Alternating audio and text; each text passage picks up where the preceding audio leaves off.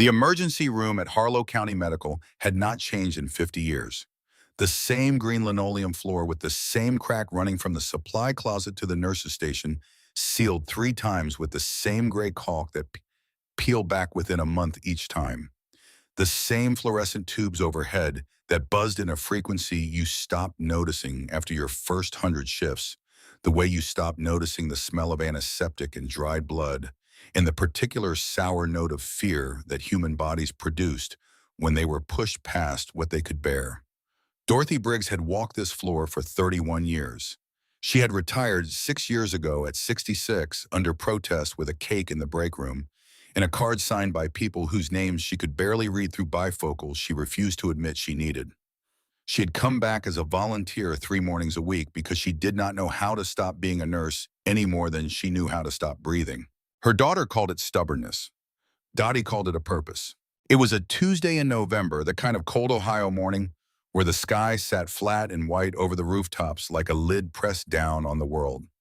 She had arrived at 6:45 and was on her second cup of coffee from the machine that produced something technically describable as coffee the way particle board was technically describable as wood. She was reviewing intake forms from the overnight shift when the automatic doors at the main entrance slid open and let in a blade of frozen air. Nobody came through them. Dottie looked up. The doors were still open. Cold poured through them. The charge nurse on duty, a young woman named Amber, looked up from her station. A security guard near the vending machine took a step forward. Then the child walked in. She was small, even for a 6-year-old, which Dottie estimated her age to be from bone structure alone, the professional reflex of 3 decades. She wore a pink jacket with one sleeve torn at the shoulder seam. Her shoes were 2 small, white canvas sneakers with the toes wearing through, and she had on no socks despite the 28-degree morning. Her hair was tangled the color of dirty straw, and it fell across her face as she walked. She was not running. She was not crying. She was moving the way very small children moved when they had learned that making noise did not help, a kind of careful, deliberate forward motion, 1 foot then the other, as if the floor might give way. She walked past the security guard, past the vending machine, past Amber at the nurse's station. She walked straight to Dottie, who was sitting on a chair near the intake window with a paper cup of bad coffee, and she stopped. She looked up. Her right eye was swollen shut. The bruising ran from the cheekbone up into the eyebrow and had gone the dark purple-green of something 2 or 3 days old. Her lower lip had been split and healed imperfectly, the scar tissue still raised. Her left forearm, where the jacket sleeve had ridden up, showed the yellowish edge of a fading bruise that was larger than any doorframe could reasonably explain. She did not say anything. She reached into the front pocket of her jacket and pulled out a folded piece of paper and held it out to Dottie. Dottie set down her coffee and took the paper. It was torn from a brown paper bag, the kind from a grocery store. The writing was in black marker, someone's adult handwriting printed in block capitals. 1 word: unwanted. Dottie had been a nurse for 31 years. She had worked gunshot wounds and car crashes, in the aftermath of things people did to each other in houses where the windows stayed dark. She had held people's hands while they stopped being alive, and she had held newborns whose first sound in the world was a cry of shock at the cold. She had been competent in every emergency she had ever faced. She had been trained to be competent first and everything else later. Her hands did not shake when she folded the paper back along its original crease and set it on the counter beside her. She put her coffee cup on the other side of it. "What is your name, sweetheart?" she asked. The child looked at her with one working eye, the iris a pale gray-green, and said, "Penny." "Good morning, Penny. My name is Dorothy. Do you want to sit down?" Penny considered this. Then she climbed into the chair beside Dottie, as if she had been waiting to be invited. Dottie did not call Amber over right away. She sat with the child for 3 minutes first, which was not standard procedure, but Dottie had stopped caring about standard procedure somewhere around her 25th year and had replaced it with something that worked better. She sat and she let the child feel the chair under her and the warmth of the room and the fact that the adult beside her was not making any sudden movements. She asked Penny if she was cold. Penny said a little.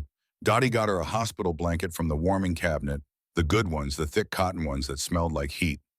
She wrapped it around Penny's shoulders and Penny pulled it tight and exhaled. Then Dottie called Amber over and they began the process that the hospital required when a child arrived alone with injuries that were not accidental.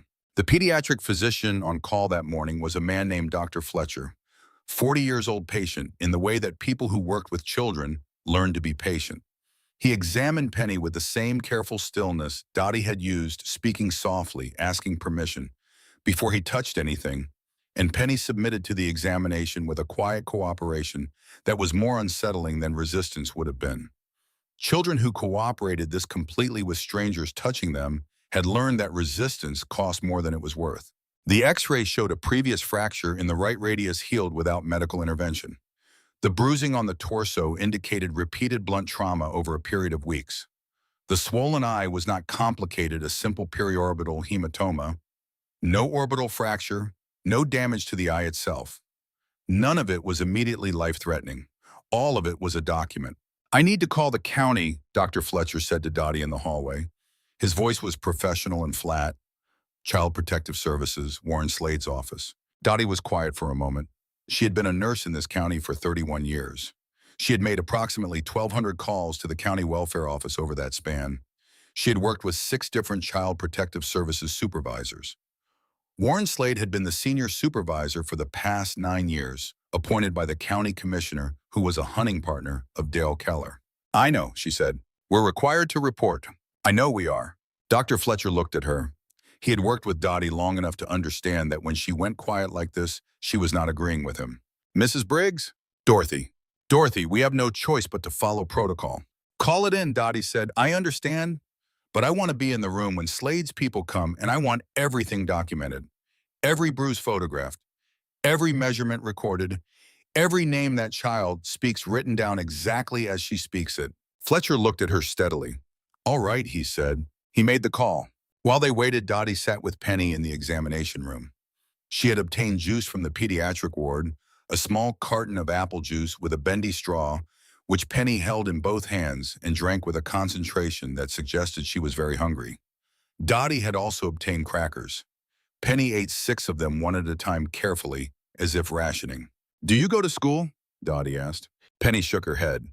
"Do you have friends?" A pause, then a small shrug. "Where do you sleep?" Penny looked at the blanket in her lap. "The back room," she said. "Whose house?" A longer pause. Penny drank some juice. "Uncle Brett's." Dottie wrote the name on a piece of paper she kept in her pocket. She was not supposed to conduct the investigative interview, but she was not conducting an investigation. She was having a conversation with a child who had walked through a door alone in the cold. "Does Uncle Brett hurt you?" Penny did not answer. She looked at the far wall where someone had taped a poster of a cartoon bear, wearing a doctor's coat, smiling in the way that people smiled when they wanted you to feel like everything was fine. "You don't have to answer that," Dottie said. Penny looked back at her. "He says it's because I'm bad." "You are not bad," Dottie said. She said it the way she said things that were simply true, the way she would have said the floor was green or the room was warm, without softness or excess. A fact delivered flatly carries more weight than the same fact delivered gently, because gentleness sounds like it might need comforting. Dottie did not want Penny to need comforting about this particular truth. She wanted her to have it. Penny looked at her for a long moment with that one good eye, the way children assessed adults to determine whether they meant what they said. Then she went back to her crackers. Warren Slade arrived at 9:43. He was 52 years old, thick across the middle, with a face that had learned to produce a sympathetic expression the way a vending machine produced chips automatically and without meaning. He had a junior caseworker with him, a woman in her late 20s who was holding a clipboard and trying to look more confident than she was. His tie had small ducks on it. Dottie had never liked that tie. "Dorothy," Slade said, "Awesome. Good to see you, though not under these circumstances, of course." He looked around the examination room. "Where is the child?" "She's with a nurse from the pediatric ward," Dottie said. "I'd like to be present during any interview." "That's not standard procedure. I was the admitting staff member. I have a relationship with the child." Slade smiled. It was the smile of someone who knew exactly what she was doing and had already decided it would not matter. "I appreciate your concern, Dorothy, but we have our own protocols. You understand?" "I do understand," Dottie said. "I also understand that you'll be documenting everything properly, including the prior fracture, the repeated bruising pattern, and the name of the person the child identified as her caregiver." Slade's smile tightened 1 millimeter, which on a face as practiced as his was equivalent to a flinch on an ordinary face.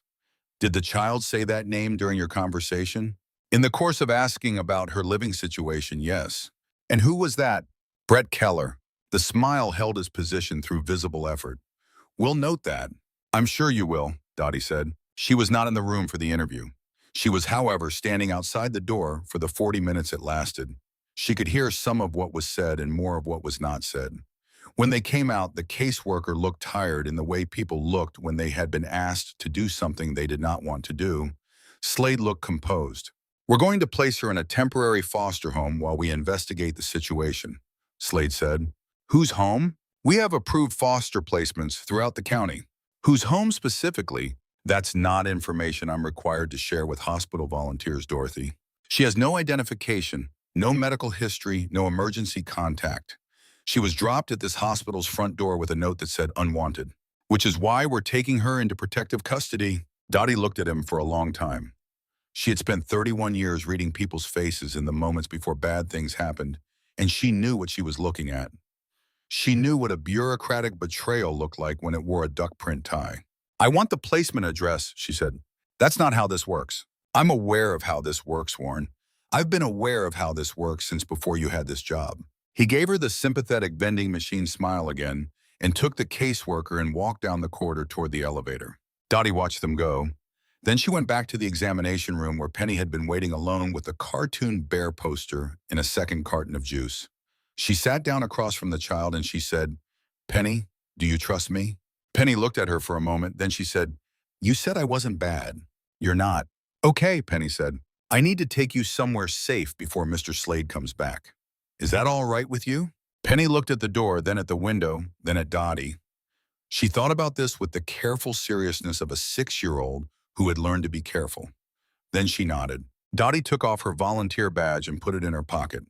She took Penny by the hand and they walked out through the side exit that led to the parking lot, the exit near the physical therapy unit that the security cameras had covered inconsistently since 2019 due to a maintenance budget issue that had never been resolved, a fact Dottie knew because she had submitted the maintenance request herself the year before she retired. She put Penny in the passenger seat of her 2008 Ford Escape and drove south out of Harlow. She drove for 18 minutes while she thought. She thought practically the way she had been trained to think, moving through what she knew and what she needed and what was and was not available to her. She knew that Warren Slade worked for the county commissioner who worked for Dale Keller, and that Dale Keller had 3 sons, and that the youngest was named Brett, and that Brett Keller had a record of 2 misdemeanor charges from 8 years ago that had been reduced from felonies by a prosecutor who owed the family money. She knew that a 6-year-old girl with a heel fracture and repeated bruising and no birth record in any system she had been able to access constituted evidence of something that went well beyond a single bad uncle.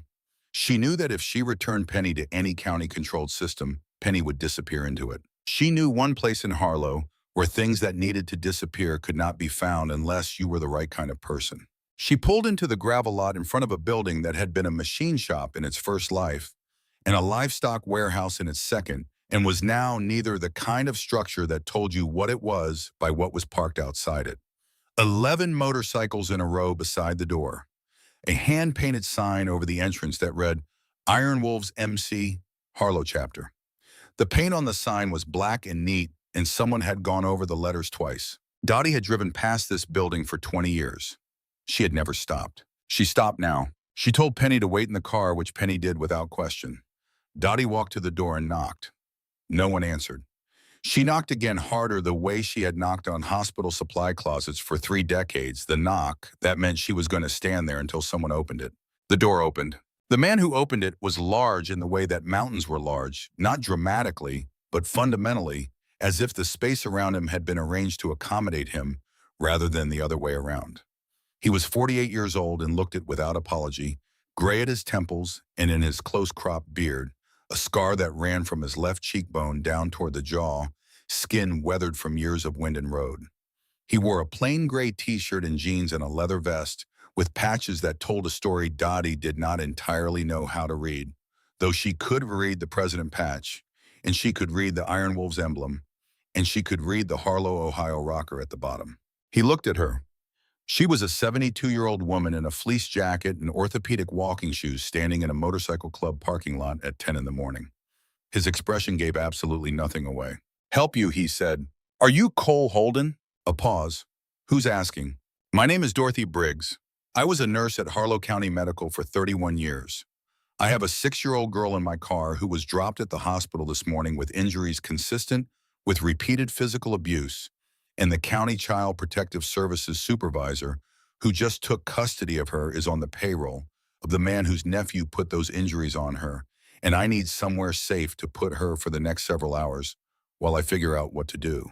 She said this in the same tone she used when she was explaining a medication interaction or a post-operative care protocol. Clear, sequential, no inflection that would invite debate. Cole Holden looked at her for a long moment. How do you know my name? He said. I asked at the bus station on Route 9. The man at the counter said if you needed Cole Holden, you'd find him here mornings. And you decided to come here. I decided to go somewhere the county commissioner has no reach. He looked past her at the Ford Escape in the parking lot. He could see the shape of a small figure in the passenger seat. He looked back at Dottie.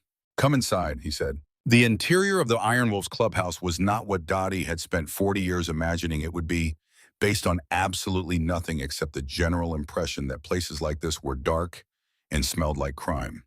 It was in fact reasonably well-lit, heated to a temperature that was slightly too warm, the way large spaces usually were when the thermostat was set by someone who spent time outdoors.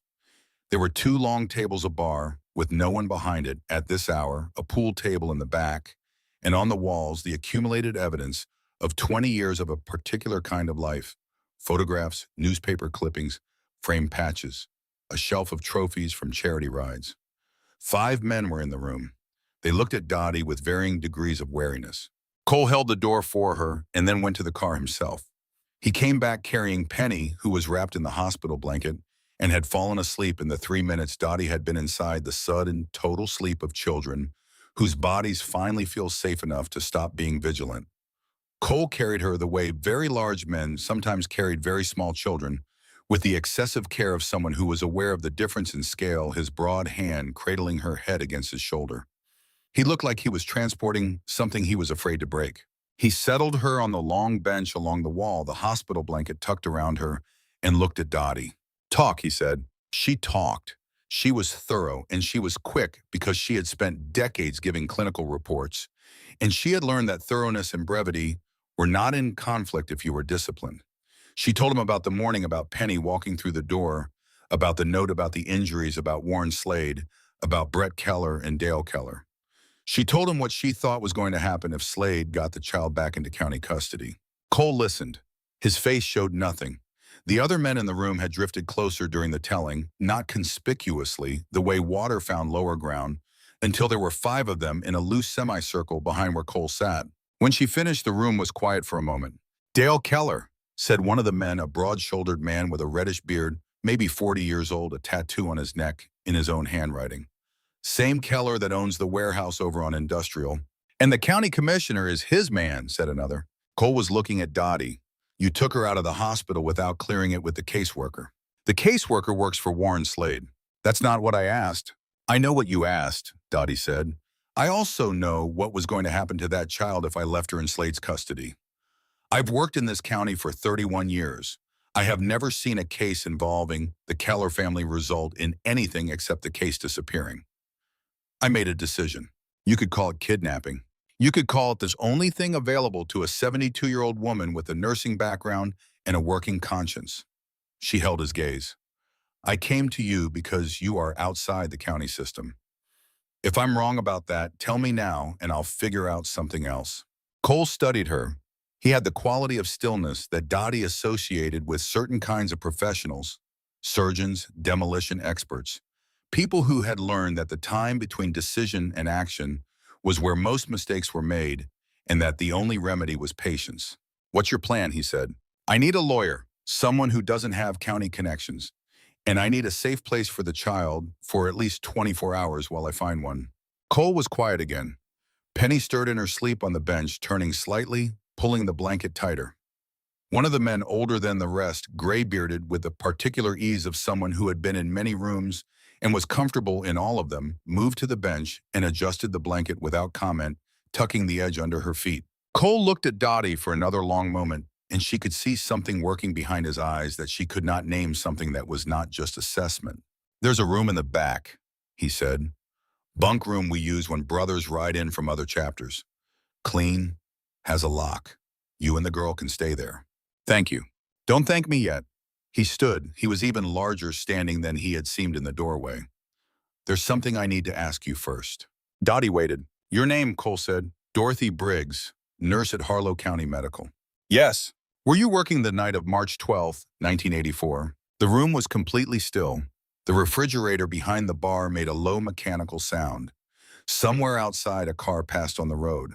Dottie looked at Cole Holden's face. She looked at the shape of it, the structure of the jaw, the angle of the nose, the way his eyes sat in the sockets under his brow. She had not recognized it at the door.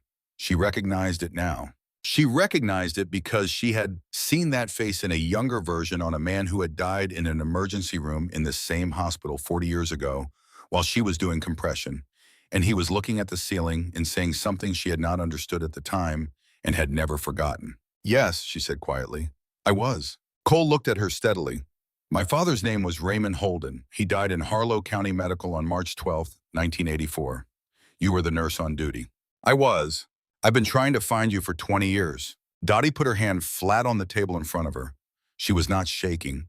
She was 72 years old and she had been a nurse. And she did not shake, but she put her hand on the table anyway because the room had become suddenly very small and she wanted something solid under her. "I know," she said. Cole's jaw tightened. "What happened to him?" Dottie looked at the sleeping child on the bench, the small shape under the blanket, the pink jacket with the torn sleeve draped over the bench arm. She looked at the 5 men standing in this room who watched her with varying degrees of knowing. She looked at Cole Holden's face, which carried 40 years of a question in it. "Not here," she said. "Not right now. First we make sure this child is safe. Then I will tell you everything, I promise you that." Cole was silent for a long time. The particular kind of silence that meant a man was choosing between what he wanted right now and what he understood was necessary. "Garrett," he said finally, without looking away from Dottie, "get the bunk room ready." "On it," said the red-bearded man. "Hound, eyes on the parking lot and the road. Anybody comes in that lot who isn't one of ours, I want to know before they're out of their car." "Done." Cole looked at Dottie. "There's a woman named Pierce, Margaret Pierce. She's an attorney out of Columbus. She's handled cases up here before. You need someone without county connections. She's your person." "Can you reach her?" "I can." "Then reach her," Dottie said. He nodded once and moved toward the far end of the room where his phone was on the bar. Dottie went to the bench and sat beside Penny, not touching, just present the way she had sat beside 1,000 patients in the first minutes after something terrible had happened, when what they needed was not help, but the simple fact of another person not leaving. Penny slept. Dottie sat. Outside, the Ohio sky sat flat and white over Harlow, and the roads were quiet, and the cold came up from the ground through the concrete foundation of an old machine shop where a woman of 72 who had carried a secret for 40 years sat beside a 6-year-old girl who had no name in any system and waited for the next thing to become clear.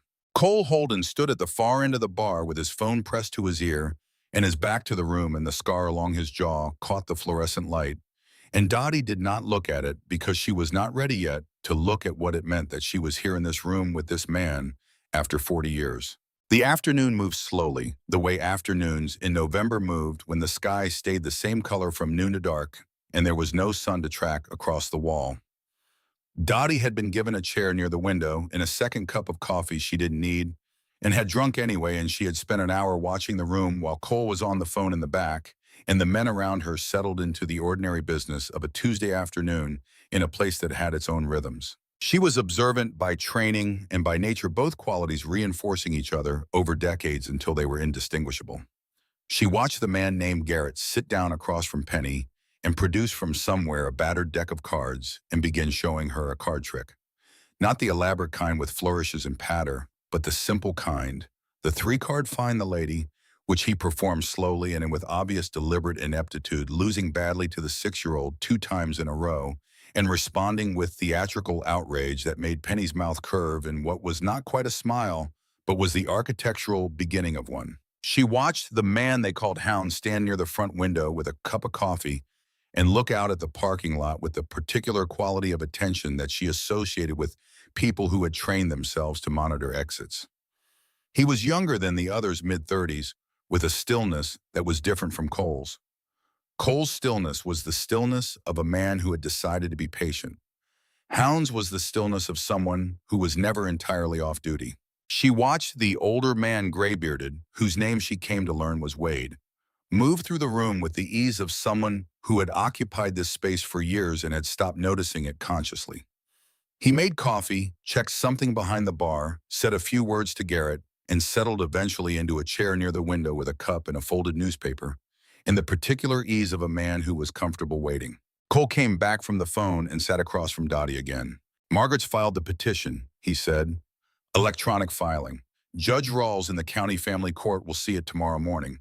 Rawls is not Keller's man. He's the one judge in the county who isn't." "How do you know that?" "Because Keller tried to buy him about 15 years ago, and Rawls told him where to put the offer. It's not a secret. Keller's known Rawls is a problem for years, but he hasn't been able to do anything about it because Rawls is careful and honest and has no vulnerabilities." Cole paused. "He also did a charity ride with us 8 years ago. He knows us." "That's useful," Dottie said. "It might be. Margaret's also making a call to a contact at the state AG's office. She's been building a relationship there for a few years on other cases. If there's an avenue to bring in state oversight of the county welfare office, she wants to have it ready." Dottie nodded. She looked at Penny, who had successfully identified the Queen of Hearts for the 4th consecutive time, and was holding it up with the expression of someone who had discovered that the world contained, against all prior evidence, things she was good at. Garrett was shaking his head in mock bewilderment. "She's a smart child," Dottie said. "Yeah." Cole was watching her too. "How long was she in that house, do you think?" "Based on the healed fracture and the patterns of bruising, at least several months, possibly longer. The fracture was an old one, fully healed possibly from before she was with Brett Keller." Dottie paused. "The important thing is that no one took her to a hospital when it happened, which means whoever was responsible for her care either couldn't or wouldn't access medical services. Kept her off the grid entirely.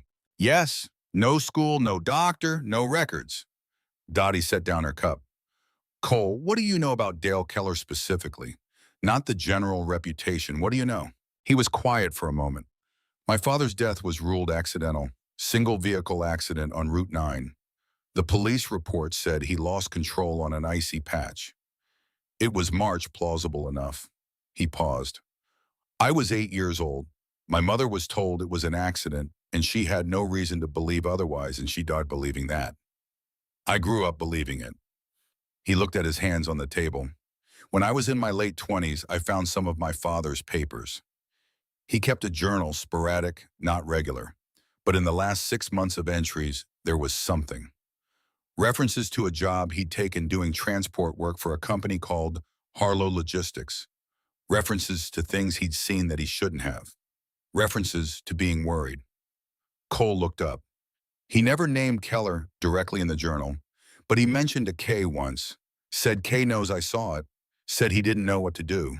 "When did you start looking for me?" "About 15 years ago, when I had resources and connections I hadn't had before. I tracked down the emergency room records from that night. Your name was on them, but by then you had retired and the address on file was 20 years out of date, and you weren't easy to find." He looked at her steadily. "I'm not exactly a person who can go through official channels to locate someone." "No," Dottie said. "I had someone looking periodically. It wasn't urgent in a way that could be made urgent. My father had been dead for 30 years. Keller was still untouchable, and I had no evidence of anything." He was quiet for a moment. "Until today." "Until today," Dottie agreed. The snow outside had stopped. The parking lot was thin white, and the motorcycles stood in a row under the flat sky chrome, catching the diffuse winter light. Penny had abandoned the card game and was now standing at the window watching the lot. She pressed her palm flat against the glass and watched the heat of her hand fog it in a small circle, and then pulled her hand back and watched the fog disappear. She did this several times methodically with the focused curiosity of a child who was discovering that her presence could leave a mark and then not leave a mark, that the evidence of her could appear and vanish. Dottie watched her. "She trusts you," Cole said quietly. "Already." Children that age are very good at identifying who is safe, Dottie said. Better than adults usually. Okay. The ones who have been hurt become either too trusting or not trusting at all. She's neither. She's calibrated. That means she had someone safe at some point before. Yes, it usually does. Margaret Pierce arrived at 2 in the afternoon in a car that was too clean for a gravel parking lot, in a wool coat that was too good for a machine shop. But she walked through the Iron Wolf's door like she had been there before, which she had twice on different kinds of business. She was 60 years old and had the posture of someone who had spent decades standing in front of rooms full of people who did not want to hear what she had to say. She set her briefcase on the table and looked at Dottie, and then at Cole, and then at Penny, who was awake now and eating a bowl of cereal that Garrett had produced from somewhere sitting cross-legged on the bench, with the focus of someone for whom a full bowl was not something to take lightly. "Tell me everything," Margaret said. They told her. Margaret did not take notes. She had a memory that her colleagues described as unsettling and that she described as practical.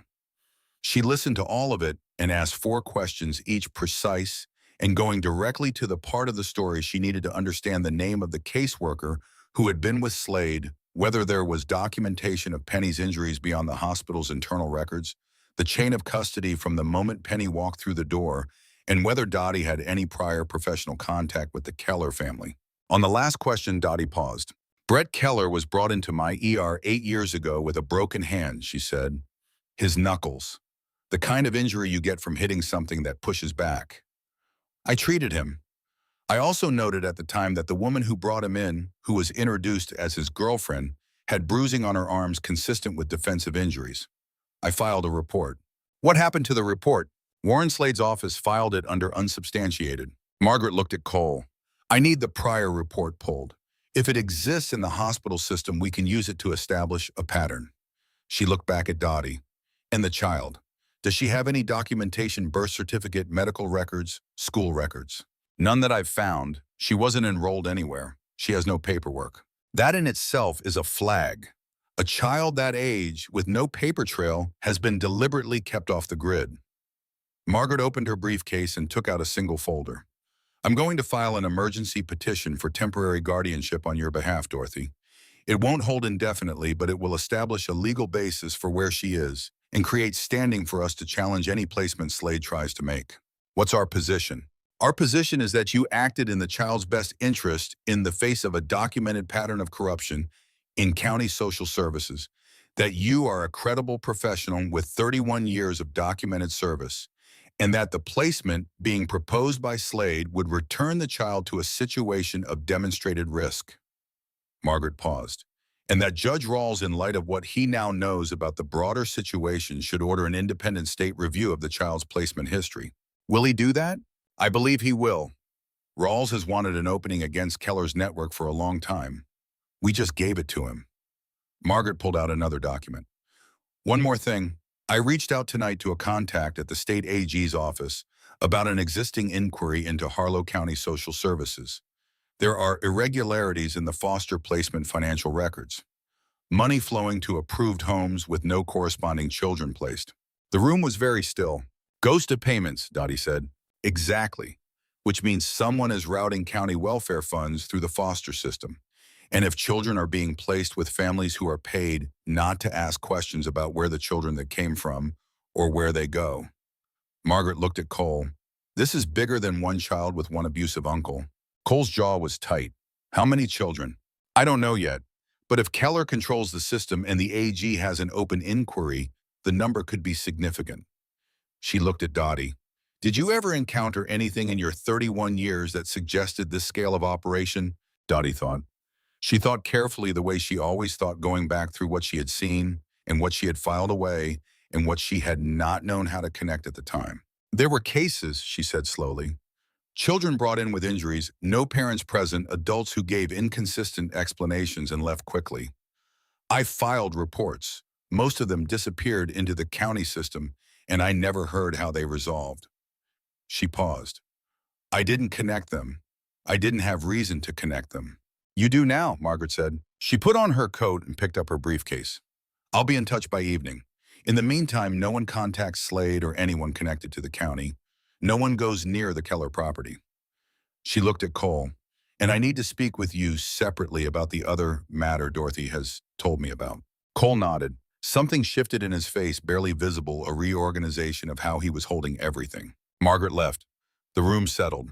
Outside the window, the sky had gone from white to a darker gray, and the temperature had dropped another few degrees, and a few early flurries drifted through the parking lot light. Cole sat down across from Dottie, and the table between them held a silence that was full of things not yet said. The other matter, Dottie said. You told her. I told her enough, what I told her in the car on the way here. He looked up at her. There's something in my father's papers, not the journal, a note. He wrote it to me when I was 8 years old, and he put it in an envelope and sealed it and addressed it to Cole for when you're grown.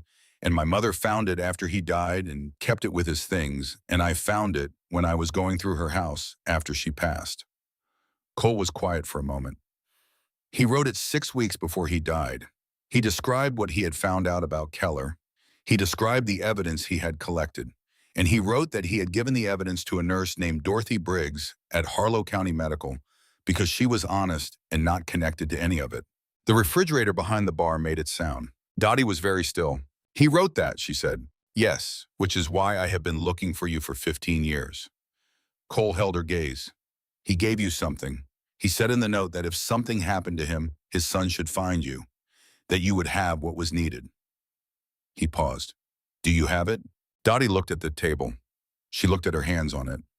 These hands that had worked in medicine for 31 years and had moved a locked box from house to house for 40. Yes, she said, I have it. I have had it since the night your father died. I put it in a box and I moved it every time I moved, and I never showed it to anyone, and I never used it because I was afraid. And then I told myself it was too late, and then the time was never right. She looked at him. The time is right now, she said. Cole was quiet for a long moment. The specific quality of silence she was learning to recognize in him, the silence of a man who processed before he spoke and meant what he said when he said it. Where is it? He said. My house on Clement Street, hall closet high shelf behind the winter coats, gray metal document box. The key is in my wallet. She reached into her purse and found it, the flat key on its loop of copper wire that she had restrung 3 times over 40 years when the original wore through. She set it on the table between them. Cole looked at it. He looked at it for a long time. That small, flat key on its copper wire worn smooth from 40 years of existing in a wallet, and before that 45 seconds on his father's wrist on the last night of his life. He picked it up carefully. Tonight, he said. My house could be watched by now, Dottie said. Slade will have moved quickly once he knew I was gone. Probably is watched. But there are ways to approach a house that is watched. He set the key on the table and looked at Garrett. After dark, take Mason and Dax. Come in through the alley off Clement. I know the alley, Garrett said. Goes behind the whole block. Front of the house could have someone on it, and we'd never see them coming from that angle. How long? 40 minutes door to door. Cole looked at Dottie. I need to know one thing. Yes. Is what's in the moss enough to matter after 40 years? Is it real and is it enough? I saw it once, Dottie said, the night your father died. I didn't understand everything I was looking at, but I saw photographs. I saw documents with names and dates and financial figures. I saw a license plate. She met his eyes. I photographed everything before I locked it, and I kept it, every photograph, every document. It is real. Cole held her gaze for another moment. Then he gave Garrett a single nod. Tonight, he said. Garrett pocketed the key. The evening came in fast, the way November evenings came in Ohio, the light dropping from gray to dark in the space of an hour without any of the warmth that summer sunsets carried. By 6 o'clock, the parking lot was black outside the windows, and the wood stove in the corner of the clubhouse had been loaded twice, and the room smelled like wood smoke and coffee and the particular warmth of a space with people in it. Garrett left at 7:30 with Mason and Dax. They went in a truck rather than on motorcycles because the cold and the hour made a truck less conspicuous on a residential street, and because, as Mason pointed out, you could not carry a metal document box on a motorcycle without something to put it in. They went around through the eastern roads, avoiding Route 9, and Dottie did not watch them leave because there was nothing useful in watching them leave. She sat with Penny instead. Penny had eaten dinner, which was a bowl of reheated chili that Garrett had made earlier in the day, and which was, as Wade had promised, decent, and she had eaten most of it, and was now sitting at the table across from Dottie with the orange stuffed bear that Wade had produced from somewhere. A battered bear that appeared to have lived in this clubhouse for years as the kind of object that accumulates in shared spaces without anyone remembering where it came from. Penny had named it Sergeant within the first 10 minutes of receiving it, a name she offered without explanation and without apparent interest in providing one. "Are we staying here tonight?" Penny asked. "For now," Dottie said. "Okay." Penny put Sergeant on the table and regarded him. "He likes it here," she said. "Does he?" "He says it smells like machines." "It does smell like machines," Dottie agreed. "This was a machine shop once." Penny considered this information with the gravity she brought to everything. "What kind of machines?" "I don't know exactly. Metal ones." Penny seemed satisfied by this answer, or at least willing to accept it. She picked up Sergeant and held him against her chest and looked at the room. The men in it, the photographs on the wall, the pool table in the back.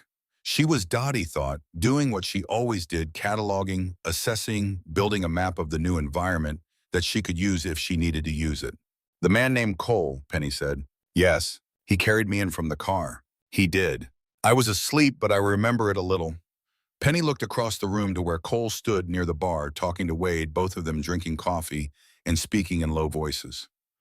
"He's careful," she said. "Yes," Dottie said, "he is." Warren Slade called at 8:47. Dottie let it go to voicemail 4 times.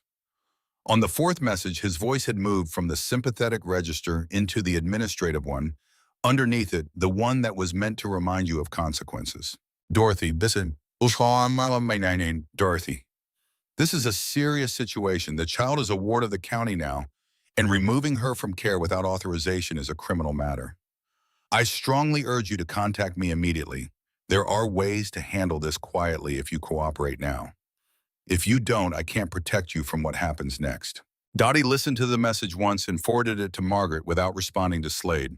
Cole was beside her when she did this. He looked at the phone after she lowered it. "He said he can't protect you," he said. "That means he thinks someone else will come at you." "Yes, that's what it means. Keller, or someone working for Keller." Slade doesn't have the nerve to threaten directly. He delivers messages. Dottie set the phone on the table. "What's interesting is the timeline. He found out she was gone by 8:47 this evening. That means someone at the hospital notified him within 10 hours of her leaving. Someone who was watching for that." Cole looked at her steadily. "You knew that might happen." "I suspected it, but you took her anyway." "Yes." She met his eyes. "I have worked in this county for 31 years. I knew what Slade would do with her. The calculation was not complicated." He was quiet for a moment in the way that was becoming familiar to her, the silence of a man deciding what he thought. "You're not what I expected," and he said. "What did you expect?" "I don't know, not this." He stood. Margaret got a message back from the state AG contact. "There's already an open inquiry into Harlow County Social Services. Low level, not public. Procurement irregularities in the foster placement system. Payments to approved foster homes that don't correspond to any placed children." Dottie straightened. "Ghost payments. That's what Margaret calls it. Money flowing to placements that never happen, which means someone is routing county welfare funds through the foster system." He looked at her steadily. "And if children are placed with families who are paid not to ask questions about where the children came from or where they go." The room had gone very quiet. The 2 men near the garage entrance had come in and were standing near the bar. Garrett's absence was felt as a particular kind of alertness in the room, the way a group of people felt the missing member. "Penny has no paper trail," Dottie said carefully. "No birth record in any accessible database. No school enrollment. No medical records before today. If someone wanted to move a child through a system without anyone knowing the child existed, the first step would be to make sure the child had no official existence." Cole's jaw was tight. "How many children?" "I don't know, but if the state AG has an open inquiry into the foster system and Keller controls that system, the number could be significant." She looked at him. "This is what's behind it. What's behind Brett Keller hurting a child in his house. This is the larger thing." Cole stood. He moved to the bar and stood with his back to the room for a moment, and Dottie understood that he was making calculations of the kind that required stillness. Then he turned. "We need that box tonight," he said. "I know," she said. They waited. Penny fell asleep at the table at 9:15 with her head on her arms and Sergeant tucked under her cheek. Wade covered her with a blanket without comment. The wood stove was loaded again. Hound came in from outside to report that the road was quiet, that the vehicle parked earlier had moved on, that as of 10 minutes ago, the approaches looked clear. Margaret called at 10:30. The emergency petition is filed, she said. Rawls's clerk confirmed he'll see it at 8 tomorrow morning. I also spoke to my FBI contact in Columbus. He's aware of the existing AG inquiry, and he told me that if we bring him documentation connecting Keller to the original operation in a way that links to the current foster system irregularities, there's a serious basis for federal involvement. She paused. Dorothy, I need to understand what's in that box before I can tell you how significant it is. How reliable is your memory of what you saw? Very reliable, Dottie said. Tell me. Photographs. Financial records in your father's handwriting, Cole. She looked across the table at him. A list of names, women's names with dates and dollar amounts. 3 photographs. The first showed 2 men beside a truck at a loading dock at night. One of them was a younger Dale Keller. The second was in a uniform.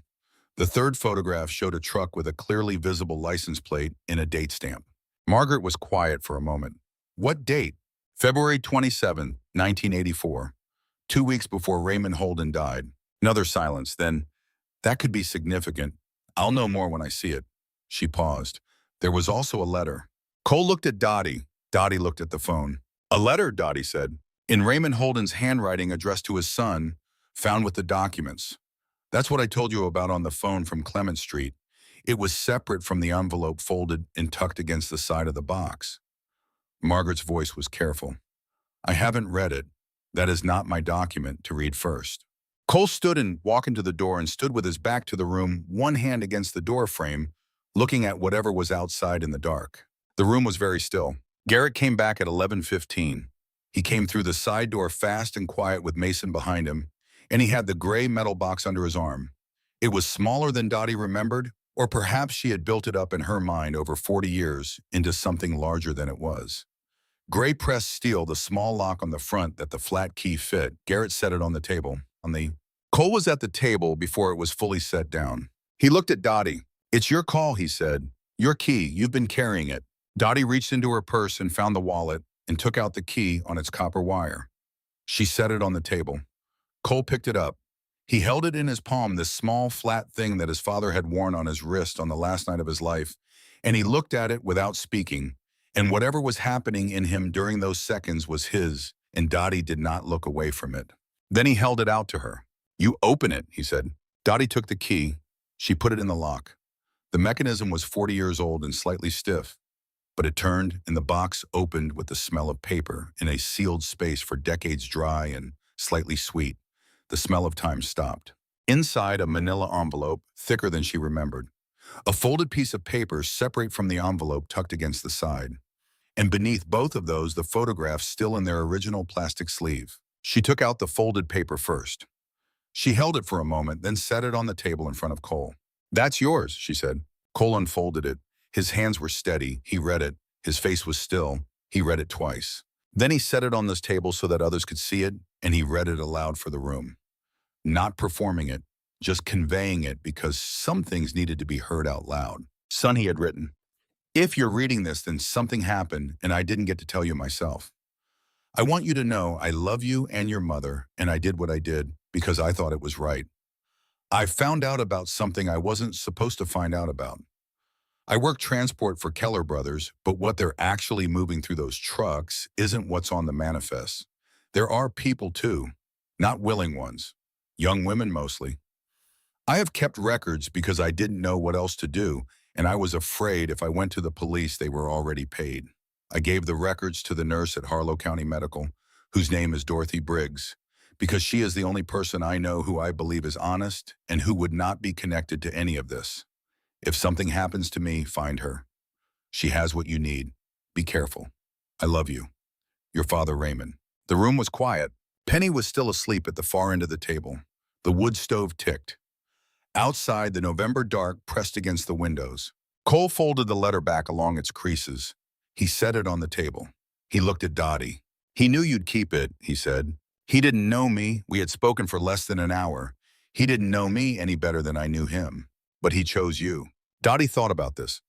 About an emergency room in 1984, about a man's hand in hers, about the particular quality of trust that people extended in the last minutes of their lives, which was different from ordinary trust, because it had no hedge in it, no calculation of what they might get back. He chose what I represented to him at that moment, and she said, someone outside his world, someone with nothing to gain from protecting the people who hurt him. She paused. He was right about that. He was right about you, Cole said. Dottie did not answer. She was not certain she had earned that even now. But she was going to spend the remainder of whatever time she had making it true. Cole picked up the manila envelope and opened it. The contents were substantial, photocopied invoices, handwritten logs with dates and vehicle identifiers, carbon copies of bills of lading, 3 photographs in the plastic sleeve. He spread them on the table. The photographs needed no interpretation. The first showed 2 men standing beside a truck at what appeared to be a loading dock at night. One of them was a younger Dale Keller, identifiable, even at 30 years' distance, by the particular cut of the jaw and the way he stood. The second man was in a uniform, a sheriff's uniform. The second photograph showed a handwritten list of names, women's names with dates beside them, and beside each date, a dollar amount. The third photograph showed the truck, the license plate clear, and centered in the frame and the date stamp in the corner read February 27th, 1984.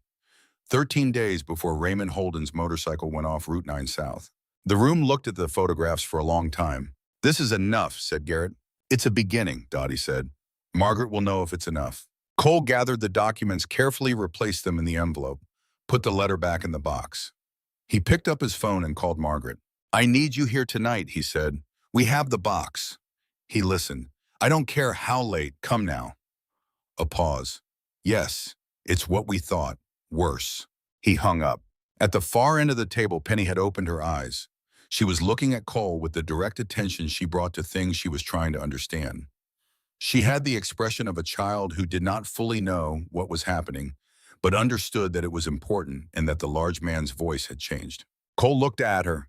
Are you going to fix it? She asked. We're going to try, he said. Penny considered this. My mom used to say trying counts. Something crossed Cole's face that was too complex and too private to name. Your mom was right, he said. Penny nodded as if this confirmed something she had already suspected and went back to sleep.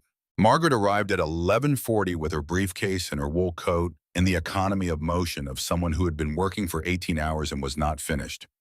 She read the letter first, holding it with both hands, her expression neutral. She examined the photographs. She went through the invoices and the logs, methodically pausing at specific entries, returning to others. Then she said, this is enough to open a federal investigation.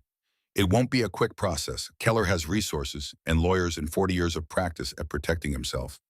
But this is a starting point that cannot be dismissed.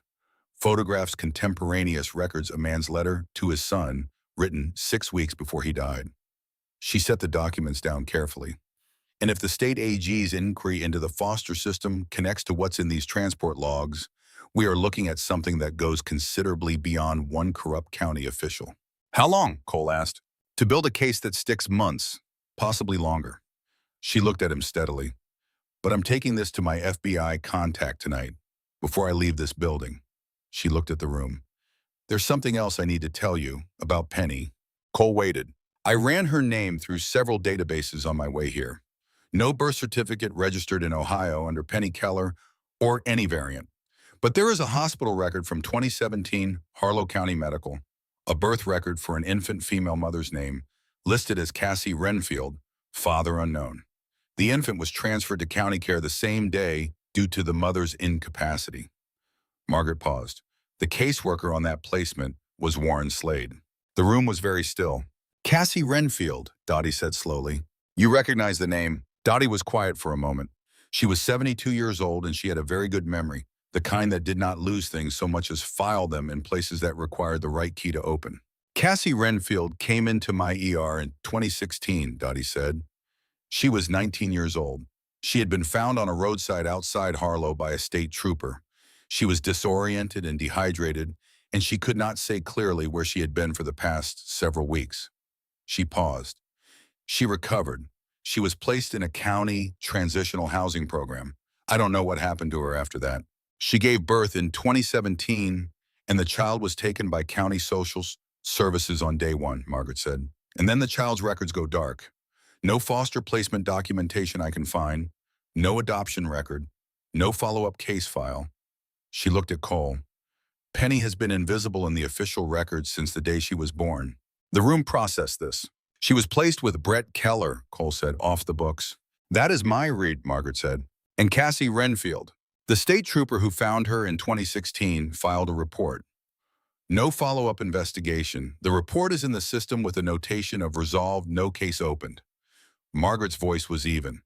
Cassie Renfield appeared in one document in 2016, gave birth in 2017, and then I find no trace of her in any database I have checked in the past 3 hours. Cole looked at Dottie.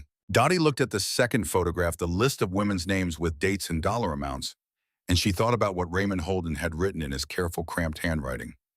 Young women mostly, not willing ones. This child's mother may be one of the people in those records, she said quietly. I know, Cole said. Then we find her, Dottie said. Whatever we do, whoever we go through, we find her. It was not a question. She said it the way she said things that were simply true. Margaret picked up her briefcase. I'll call you from Columbus, she said. Don't let anyone in that door tonight who isn't one of your people. Already handled, Cole said. She left. The room settled into the quiet vigil of people who were waiting for morning and knew it. They were wrong about how much time they had. At 2:17 in the morning, Hound came through the side door fast and quiet, which was how he always moved when something was wrong. He looked at Cole, who was awake, and at Dottie, who was awake, and at Wade, who had been dozing in his chair and was now not. Vehicle on the road, Hound said. Parked 100 yards south, engine off. Been there 20 minutes. Not one of ours. Cole was on his feet. How many people? 2 in the front. Can't see the back from my position. Plates. Personal vehicle. Truck I've seen before. Belongs to a man named Calhoun. He does odd work for the county. Odd work. Dottie filed the phrase without needing it explained. Cole looked at the room. Garrett had come in from the bunk room at the sound of Hound's voice. Mason and Dax were on their feet. The particular readiness of people who had learned to come fully alert at speed.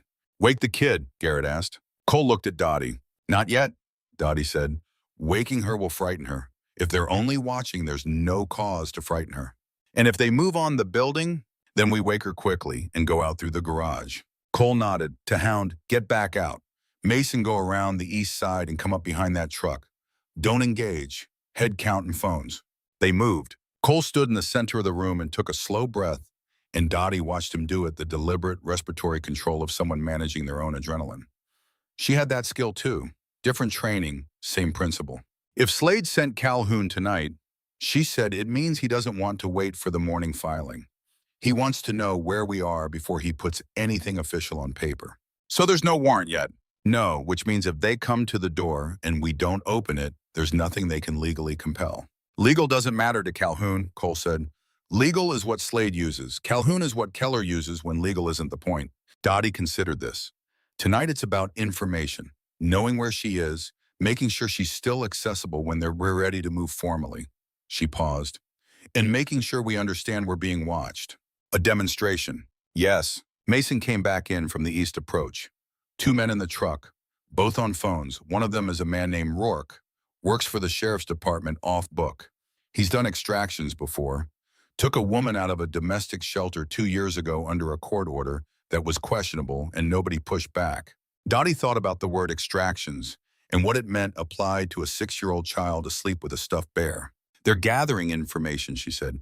They'll report back and Slade will file his emergency placement order first thing in the morning with a detailed description of where the child is being held and how many people are present. Then Calhoun and Rourke come back with legal cover. How long before the courthouse opens? Wade asked. County court opens at 8.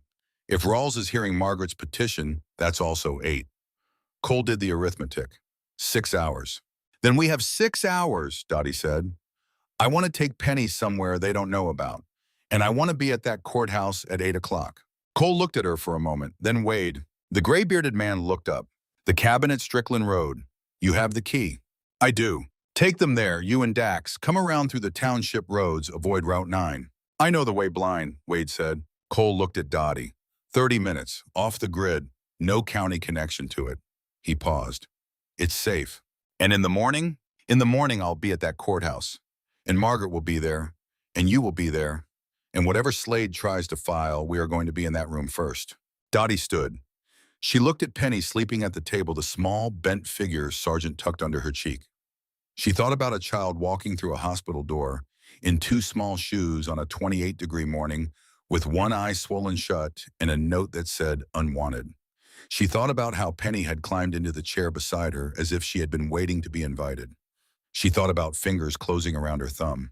"All right," she said. "Wake her gently." It was Wade who woke Penny crouching beside the table and saying her name quietly. Penny came awake the way she did everything, carefully opening her one good eye and taking in the room before she moved. "We're going somewhere warmer," Wade said. "Is that okay?" Penny looked at Dottie. "Yes," Dottie said. "I'll be with you." Penny took her bear and put on her shoes. They left through the garage and went in Wade's truck, Dax riding in the bed, watching the road behind them. Dottie sat in the back with Penny, who fell asleep against her shoulder 20 minutes into the drive on the township roads between bare November cornfields, under a sky full of indifferent stars. Dottie sat in the dark truck cab with a sleeping child against her shoulder and thought about Cassie Renfield, 19 years old, found on a roadside, disoriented and dehydrated. She thought about a birth record and a placement record, and then nothing, the white space in a database that meant a person had stopped being traceable. She thought about Raymond Holden's list of names and dollar amounts. She thought about the truck in the photograph with the license plate clearly visible and Dale Keller's 40-year-old face. She thought, "I have been afraid for a long time." She thought, "I am done being afraid." The cabin at Strickland Road was a wood structure set back from the road behind a stand of old oaks, the kind of place that appeared to be abandoned from the road and was not. Wade unlocked it with a key from his jacket. Inside, two rooms, a wood stove, cots, a propane lantern, firewood stacked beside the stove. It smelled like pine resin and old fires and the particular closed-up smell of a place that was kept but not often used. Wade had the stove going inside of 10 minutes. Dottie settled Penny on the back cot with Sergeant and the hospital blanket she was still carrying, and Penny accepted these arrangements with the equanimity of someone who had learned that where she slept was not something she controlled and had consequently stopped attaching importance to it. She was asleep again before Dottie had finished tucking the blanket. Dottie came back to the front room where Wade was sitting near the stove. "She's a good kid," he said. "Yes," Dottie said. "Keller's going to fight hard to get her back." "I know. Whatever's in that box of yours, it's going to help. But it won't be quick." "I know that too." Dottie sat in the chair across from him. The stove ticked and popped as it heated. Through the window, the bare oak branches moved against the dark sky. "I have spent a long time telling myself that the right time had not arrived," she said. "This is the right time. I don't have another 40 years. Wade looked at her with the mild, careful attention that was his characteristic mode. "Cole needed to know what happened to his father," he said. "That was the most important thing. Everything else is law and process and time. But Raymond Holden's son knows the truth tonight. That matters." "It does," Dottie said. At 6:45 in the morning, Dottie's phone rang. "Margaret." "I've been with the FBI contact for 4 hours," Margaret said. "He's seen the documents. He's taking them to his supervisor this morning. They're moving fast, Dorothy." "Faster than I expected." A brief pause. "The photographs are significant. The man in the sheriff's uniform in the 1984 photograph is identifiable. He died in 2001, but his presence in that photograph connects to records from a federal case in the early 90s that was closed without full resolution. Your documents may be the piece that explains why." "And Penny, I filed an emergency brief with Judge Rawls's clerk. He'll see it at 8. Cole needs to be there. You need to be there." A pause. "And Dorothy, Cassie Renfield, I found her." Dottie held very still. "She's alive," Margaret said. "She's in a residential treatment facility in Cincinnati.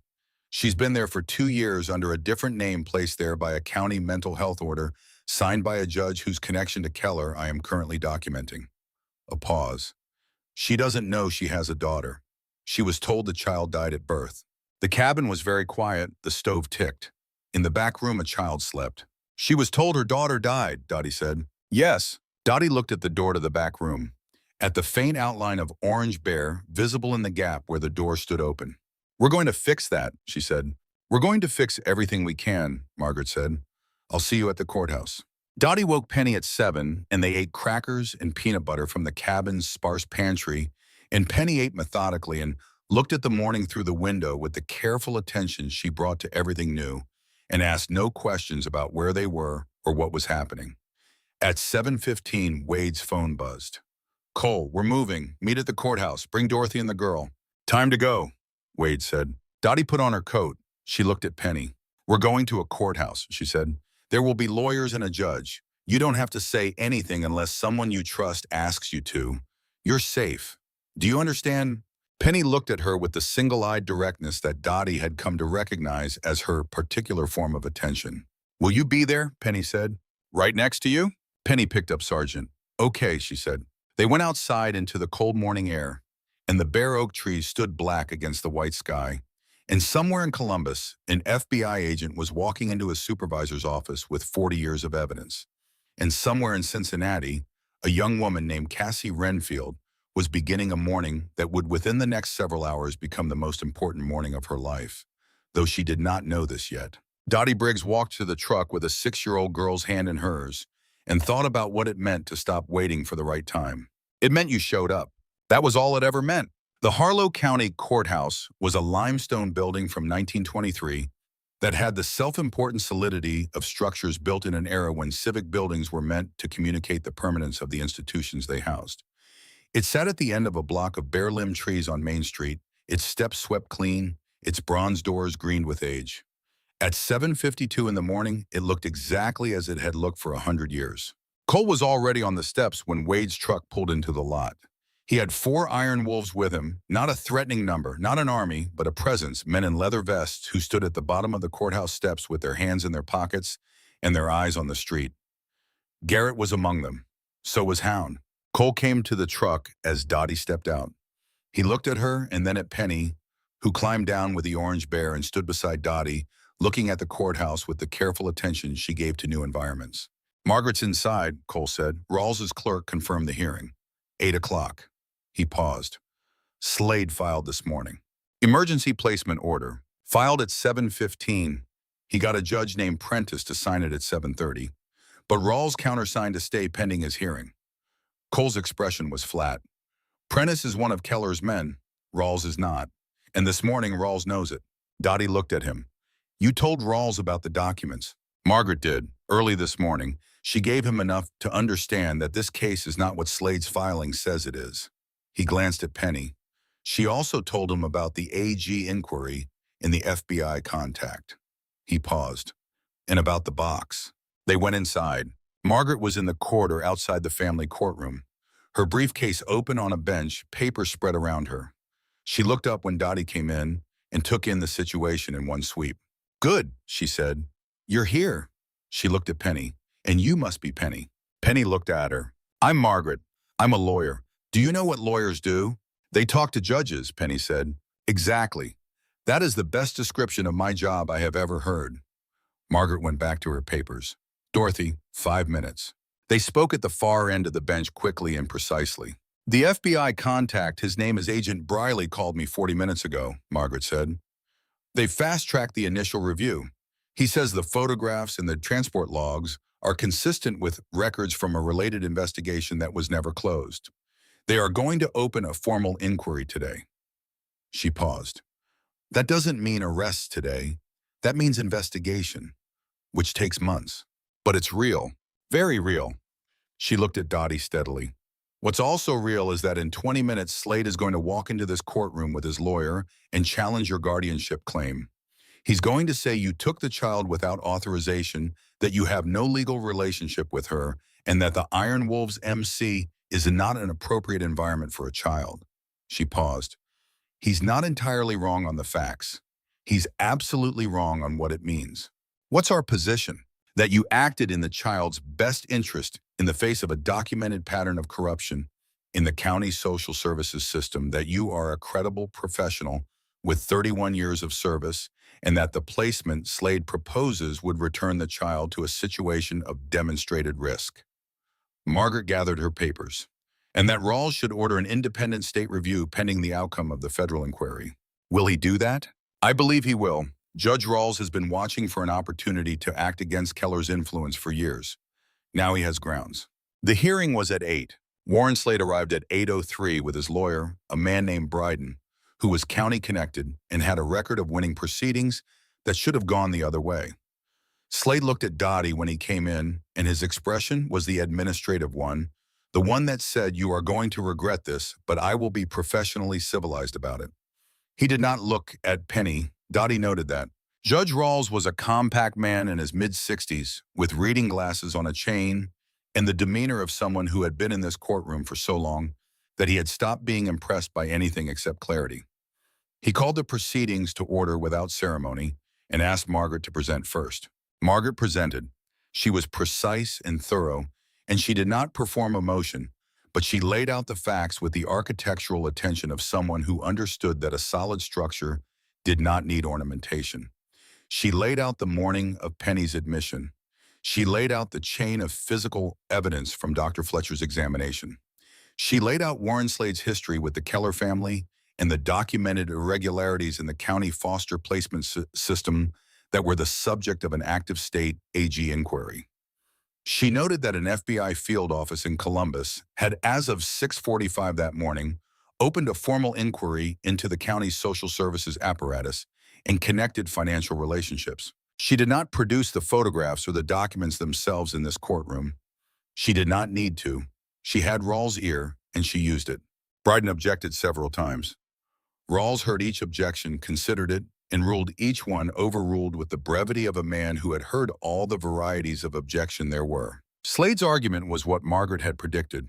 Unauthorized removal, no legal relationship, unsuitable environment. The county had a process and Dorothy Briggs had circumvented it. Rawls listened.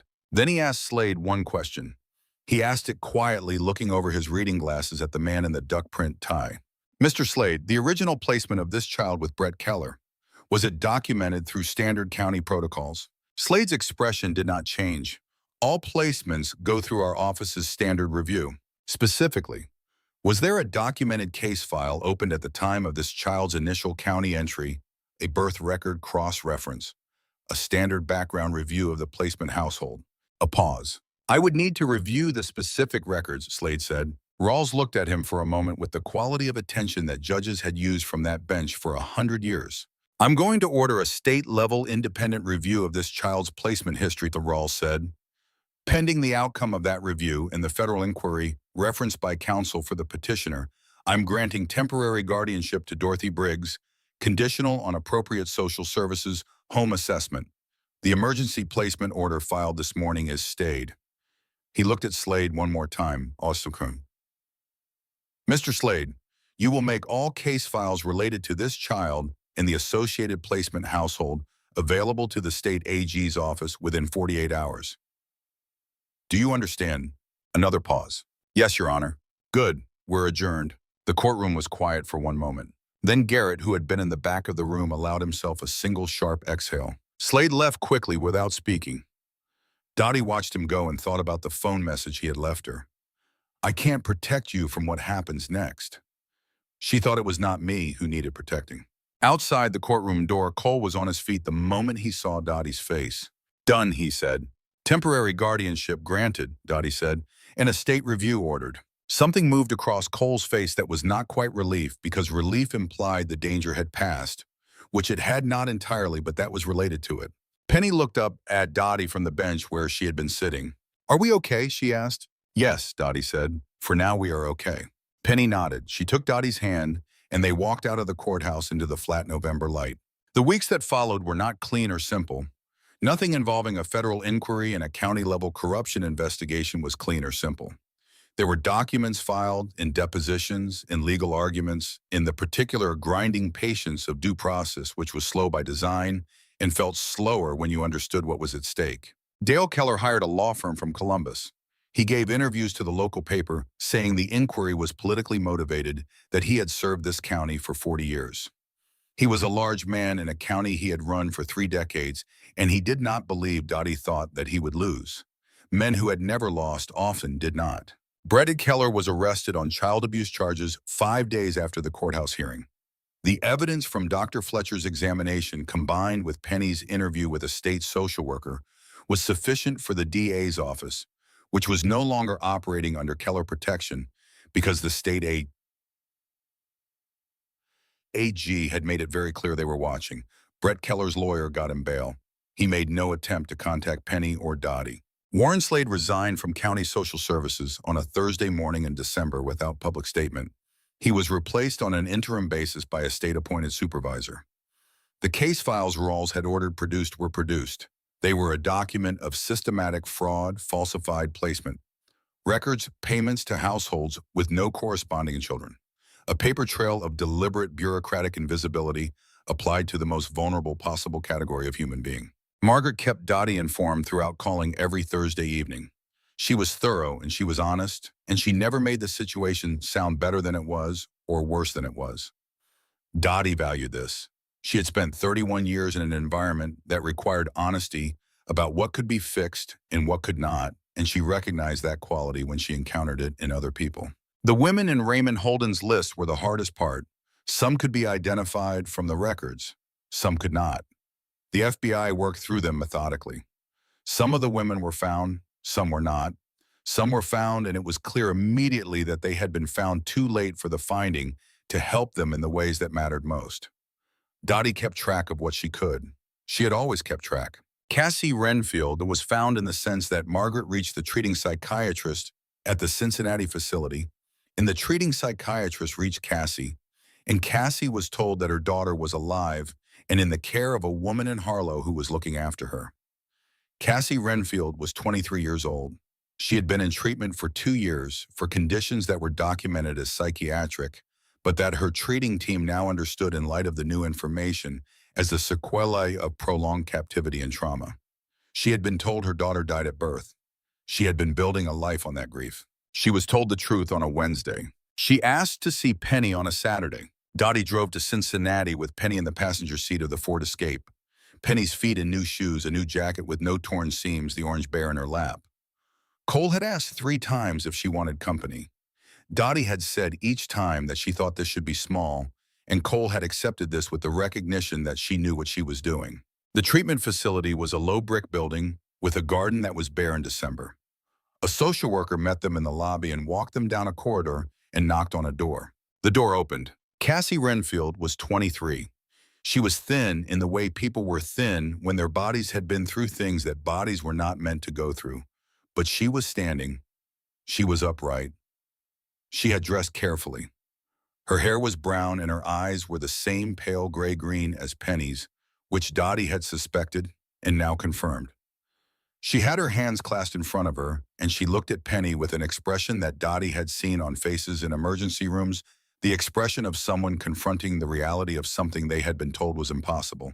Penny looked at her mother. Penny did not know this was her mother. She had not been told. The introduction was to be simply as Cassie, a woman who knew her from a long time ago. But Penny looked at Cassie with the total careful attention she brought to everything new. And then she looked at Dottie, and then she looked back at Cassie. "You have the same eyes," Penny said. Cassie made a sound that was not quite a word. She crouched down to Penny's level and looked at her daughter for the first time in 6 years, and her hands, which she had been holding clasped, came apart, and she put them in her lap, and she said very quietly, "Hi." "Hi," Penny said. "My name is Cassie." "I'm Penny." "I know." Cassie's voice was unsteady but present. She was holding herself together with visible effort and evident determination. "I knew you a long time ago, before you could remember." Penny thought about this with the gravity she brought to things that required thinking. Then she said, "Did you know my mom?" Cassie looked at Dottie. Dottie gave her the smallest nod. Cassie looked back at Penny. "I am your mom," she said. "I have been looking for you for a very long time. Or I thought you were gone and I was wrong, and I'm sorry that it took so long." Penny was very still. Her bear was in both hands. She looked at Cassie's face with the total attention that was her characteristic, the assessment of a child learning to read rooms. Then she said, "Are you going to be okay?" Cassie made the sound again, the one that was not quite a word. "I'm going to try," she said, "every day." Penny considered. "Trying counts," she said. She put her hand out, and Cassie took it. Dottie stood in the doorway and watched this happen and did not look away because she had been a nurse for 31 years, and she knew that some things needed a witness, and that the witnessing was its own form of care. The trial of Dale Keller began in the spring. It was a federal proceeding, and it was long. The financial records in Raymond Holden's transport logs, combined with the FBI's investigation, And the testimony of 8 witnesses, including former employees and 2 of the women found through the records, built a case that Keller's legal team spent 4 months trying to dismantle and did not manage to dismantle. The photographs from 1984 were authenticated by a forensic expert. The connection between Keller's operation and the county social services apparatus was documented through financial records that the state AG's inquiry had surfaced and that the FBI had subpoenaed. The defense tried to paint the evidence as fabricated, the witnesses as unreliable, the whole construction as politically motivated persecution of a man who had served his community for decades. The jury heard the recordings and the records and the testimonies, and they heard the forensic authentication, and they heard Raymond Holden's letter read aloud in open court by the prosecuting attorney, who read it with the same care that Cole had used in the clubhouse on that November night, not performing it but conveying it because some things needed to be heard out loud. The verdict came back in 4 hours. Guilty on 12 federal counts, including trafficking in persons, conspiracy, obstruction of justice, and corruption of public officials. Dale Keller was 74 years old, and he was sentenced to 22 years without possibility of parole. His son, Brett, received 8 years on state charges. Warren Slade, who had entered a cooperation agreement with the FBI in December, received a suspended sentence and was permanently barred from any public employment in the state of Ohio. Agent Briley called Dottie the morning after Keller's sentencing. He said the documents from Raymond Holden's box had been instrumental in connecting the long threads of an investigation that had been circling for decades without resolution. He said 7 of the women identified in Raymond Holden's transport logs had been located alive, and that work was ongoing to locate the others. He said the FBI was recommending Raymond Holden for posthumous recognition for his role in providing the original documentation. Dottie thanked him. She was standing in her kitchen in the house on Clement Street, which she had returned to when Penny's guardianship was stable and the immediate danger had passed. She was wearing her fleece jacket. The hall closet behind her was empty of the box that had been on its high shelf for 30 years. She thought about Raymond Holden pressing a key into her hand and saying, "Be careful, there's a box." And she thought about what it had taken her to bring that key to where it needed to be. And she thought it was 40 years, and it was still on time. And the time was the time it was. Cole Holden attended the sentencing. He sat in the federal courthouse gallery with 3 of his brothers, and he watched Dale Keller stand before a judge and hear the verdict, and he showed nothing on his face except attention. Afterward, on the courthouse steps in the April wind, he stood beside Dottie, and they did not talk about it for a while. Then he said, "My father would have been glad." "Yes," Dottie said. "He was a good man. He was afraid and he was careful, and he did what he could with what he had." Cole looked at the street. "That's all anyone can do." "He gave the key to the right person," Dottie said. "I just needed time to understand what I was holding." Cole looked at her. He had the same quality of attention he had had the first morning in the doorway of the clubhouse when he had looked at a 72-year-old woman in orthopedic shoes and decided to let her in. But there was something different in it now, something that had been built over months of shared difficulty. "He gave it to you," Cole said. "You kept it. You showed up with it when it mattered." He paused. "That's more than most people do." Dottie thought about that, about a life spent standing between people and the things that hurt them, about the years she had stood still when she should have moved, about the mornings she had moved. "I had good company," she said. Cole almost smiled, which Dottie had come to understand was the equivalent of anyone else producing a wide grin. "Yeah," he said. "We did all right. The spring was good." Cassie Renfield was discharged from residential treatment in March, moving to a transitional apartment in Columbus, with support from her treatment team and from Margaret, who had taken her on as a client in the civil proceedings related to her own case. The process of rebuilding a relationship between Cassie and Penny was slow and careful, and was managed by a child therapist who understood trauma and who worked with Penny's particular kind of damage with the same patience you would bring to repairing something fragile. Penny came to call Dottie by her first name, not Mrs. Briggs. She came also to call the Orange Bear Sergeant, a name she had arrived at by herself and would not explain further. She attended kindergarten and then first grade in Harlow, and her teachers reported a careful and observant student who was slow to trust but thorough about it when she did. She visited Cassie monthly in Columbus, and then more frequently as Cassie stabilized and the visits became easier for both of them. The relationship between a mother and daughter who had been separated for 6 years was not simple and was not supposed to be simple. It was built in increments. A visit became an overnight became a weekend. Dottie drove her to Columbus most of the time. They had a regular gas station where they stopped for coffee and juice on the way, and Penny had developed a precise preference for the brand of crackers sold there. And they sat in the car in the parking lot, and Penny ate her crackers, and Dottie drank her coffee, and sometimes they talked, and sometimes they did not.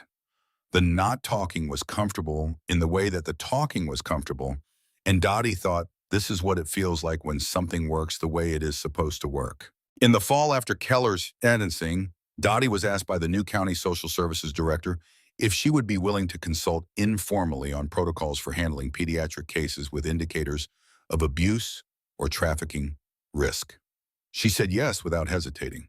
She drove to the county offices once a week and sat at a table with caseworkers who were for the most part young and well-meaning and undertrained, and she told them what 31 years of emergency nursing looked like from the inside and what the body showed and what it hid and how to tell the difference. She was not paid. She did not ask to be paid. She told the director that the county's debt to her was not financial. The director, a clear-eyed woman in her 40s who had seen enough of the old regime to have no illusions about what she was cleaning up, said, "You could have walked away from it. Most people would have." "I know," Dottie said. "Why didn't you?" Dottie thought about this. About a child in two small shoes. About a key on a copper wire.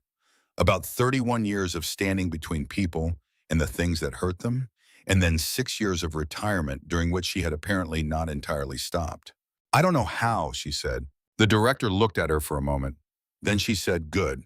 Cole came to Clement Street most Saturdays when Penny was there. He did not come for any stated reason. He came and he sat at the kitchen table and he drank coffee that was better than what he made at the clubhouse, and he talked about whatever needed talking about or did not talk and read the paper. Penny climbed around the furniture and showed him things and asked him questions. He answered with the careful honesty he brought to everything. It was a version of family. Not the blood kind, and not the legal kind, and not the kind that any form would describe. The kind that assembled itself from the particular persons who showed up. She had been a nurse, and she had been widowed 15 years ago, and she had raised two children who lived in Columbus and Atlanta, and called regularly and visited at Christmas, and she had thought after Richard died that the particular warmth of a full house was something she was finished with. She had been wrong about that. She was apparently wrong about most of the things she told herself were finished. In November, exactly 1 year after Penny had walked through the hospital door, Dottie made a pot of soup because the weather called for it, and she had people to feed. Cole came. Garrett came with his wife, a woman named June, who had the same practical directness as Garrett, but without the associated willingness to break things if necessary. Wade came. Margaret drove up from Columbus and arrived at noon with a bottle of wine she described as unnecessary but brought anyway. Cassie came with Penny. They came in Cassie's car now, not Dottie's, because Cassie was driving again. And because the trips from Columbus to Harlow and back had become something Cassie managed rather than something that happened to her. She had a job part-time working with a nonprofit that supported survivors of trafficking. She had said when she took the job that she wanted to do something with the part of her life that had been taken, and this seemed like the most direct route. Penny came through the door with Sargent under her arm and her new coat that had actual functional pockets, which she had required as a condition of accepting it. She was 7 now. She had grown an inch since September. She had opinions about things, increasingly vocal opinions about the correct order in which food should be eaten, and about the specific injustice of bedtime on weekends, and about the proper conduct of card games which she had continued to play and to win. She came through the door and put Sargent on the hook by the entry and went to the kitchen to see what was in the pot and said it smelled good and asked if there were crackers, and Dottie said yes and pointed her to the cabinet, and Penny got out the crackers and carried them to the table and sat down across from Cole, who was reading the sports section and who folded it down when she sat. "What?" Penny said. "Nothing," Cole said. "You folded the paper. I'm going to eat soon." Penny considered this logic and apparently found it acceptable. She put a cracker in her mouth. "Dottie says you knew her from before," Penny said. "She meant from before the courthouse." "I did," Cole said. "How?" "She came to my door," Cole said. "With you. She knocked and I opened it." Penny thought about this. "Why did she come to your door?" "She needed help. She came to the right place." Penny put another cracker in her mouth. She looked at the table, then at Cole, then at the kitchen doorway where the sound of soup and conversation and the comfortable density of a full house came through. Is that how it works? She said. You go to the right place and it works out. Cole was quiet for a moment. Sometimes, he said, and sometimes the right place takes a while to find. Penny nodded slowly. I found Dottie, she said, and she was in the right place. She was, Cole said, and she found you. She did. And then everything was hard for a while, Penny said with the matter-of-fact tone she reserved for established facts. But then it got better. That's about right. Penny ate another cracker. She looked at Sargent on the hook by the door. I think that's how most things work, she said. You find the right person and it's still hard, but then it gets better. Cole looked at her for a long moment. Yeah, he said, I think you're right about that. Dottie went back to the soup. The afternoon was loud and warm, and full of the particular overlap of conversations that happened when people who had been through difficult things together found themselves in an ordinary kitchen on an ordinary Saturday. Margaret and Cassie talked law and process, and the civil suit that was moving through the system connected to Cassie's case. Garrett and June argued cheerfully about something that had clearly been argued before and would clearly be argued again. Wade sat near the window with his coffee and watched the yard. Cole ate 2 bowls of soup and read the rest of the paper and let Penny beat him 3 times at the card game, which Dottie suspected he was doing deliberately, but could not prove because he maintained the expression of someone genuinely surprised each time. In the early evening, when people were beginning to put on coats and say their goodbyes, Dottie stood at the door and watched them go. Garrett and June turning to wave. Margaret, briefcase in hand, wine glass rinsed and set in the rack. Wade, quiet and easy, a hand on Dottie's shoulder for a moment as he passed. Cassie and Penny were the last. Cassie was putting Penny's coat on, buttoning the buttons, and Penny was tolerating this with the patience of someone who had decided that the buttons were not worth contesting. Cassie's hands were steady. A year ago they had not been. Penny retrieved Sargent from the hook and tucked him under her arm and looked up at Dottie. Same time next week, she said. Same time next week, Dottie said. Penny nodded, satisfied, and went out the door. Cassie paused at the threshold. She looked at Dottie with the directness that Penny had inherited, or that they had arrived at through parallel experience, the look of someone who did not waste words. Thank you, Cassie said. Dottie looked at this 23-year-old woman who had been kept from her daughter and who was building a life from the material that was left. Keep going, Dottie said. I will, Cassie said. She went. Cole was the last, which Dottie had come to understand was his habit, the last to leave, the one who stayed until the thing was properly finished. He stood on the porch in the November dark and looked at the street. Keller files his first appeal in the February, he said. Margaret mentioned it. It won't go anywhere. The record is solid. I know. He was quiet for a moment. My father's going to get the posthumous recognition in the spring. There's a ceremony. The FBI does something formal. I'd like to be there, Dottie said. I know. I'm going to ask you to come with me. He paused. He trusted you. You should be there. Dottie stood on her own porch on a November night, 1 year after a child had walked through a hospital door and changed the direction of her life's final chapter, which turned out not to be the quiet diminuendo she had imagined retirement to be. I'll be there, she said. Cole nodded. He went down the steps. He stopped at the bottom and looked back at her, and in the light from the porch, he looked like what he was, a man who had spent a long time carrying a question and who was now carrying an answer which was a different weight entirely. The shape of an answer was easier to carry than the shape of a question. Thank you, he said, for keeping it for 40 years. He gave it to me, Dottie said. I took care of it. You did, Cole said. He got on his motorcycle. The engine turned over that particular sound, deep and mechanical and honest, and he pulled out of the driveway and down the street, and the sound faded into the November dark. Dottie stood on the porch for a moment longer. The street was quiet. The oak trees were bare, and their branches moved slightly in the cold air. And the sky above them was the city dark sky of an Ohio night, orange-gray at the horizon, where the town's lights caught the clouds. A year ago, she'd been sitting in a hospital with a bad cup of coffee and a stack of intake forms, a retired nurse who came back 3 mornings a week because she did not know how to stop. She was still that. She was still the woman in the fleece jacket and the orthopedic shoes who showed up to the hospital at 6:45 because there was still work to do, and she was still capable of doing it.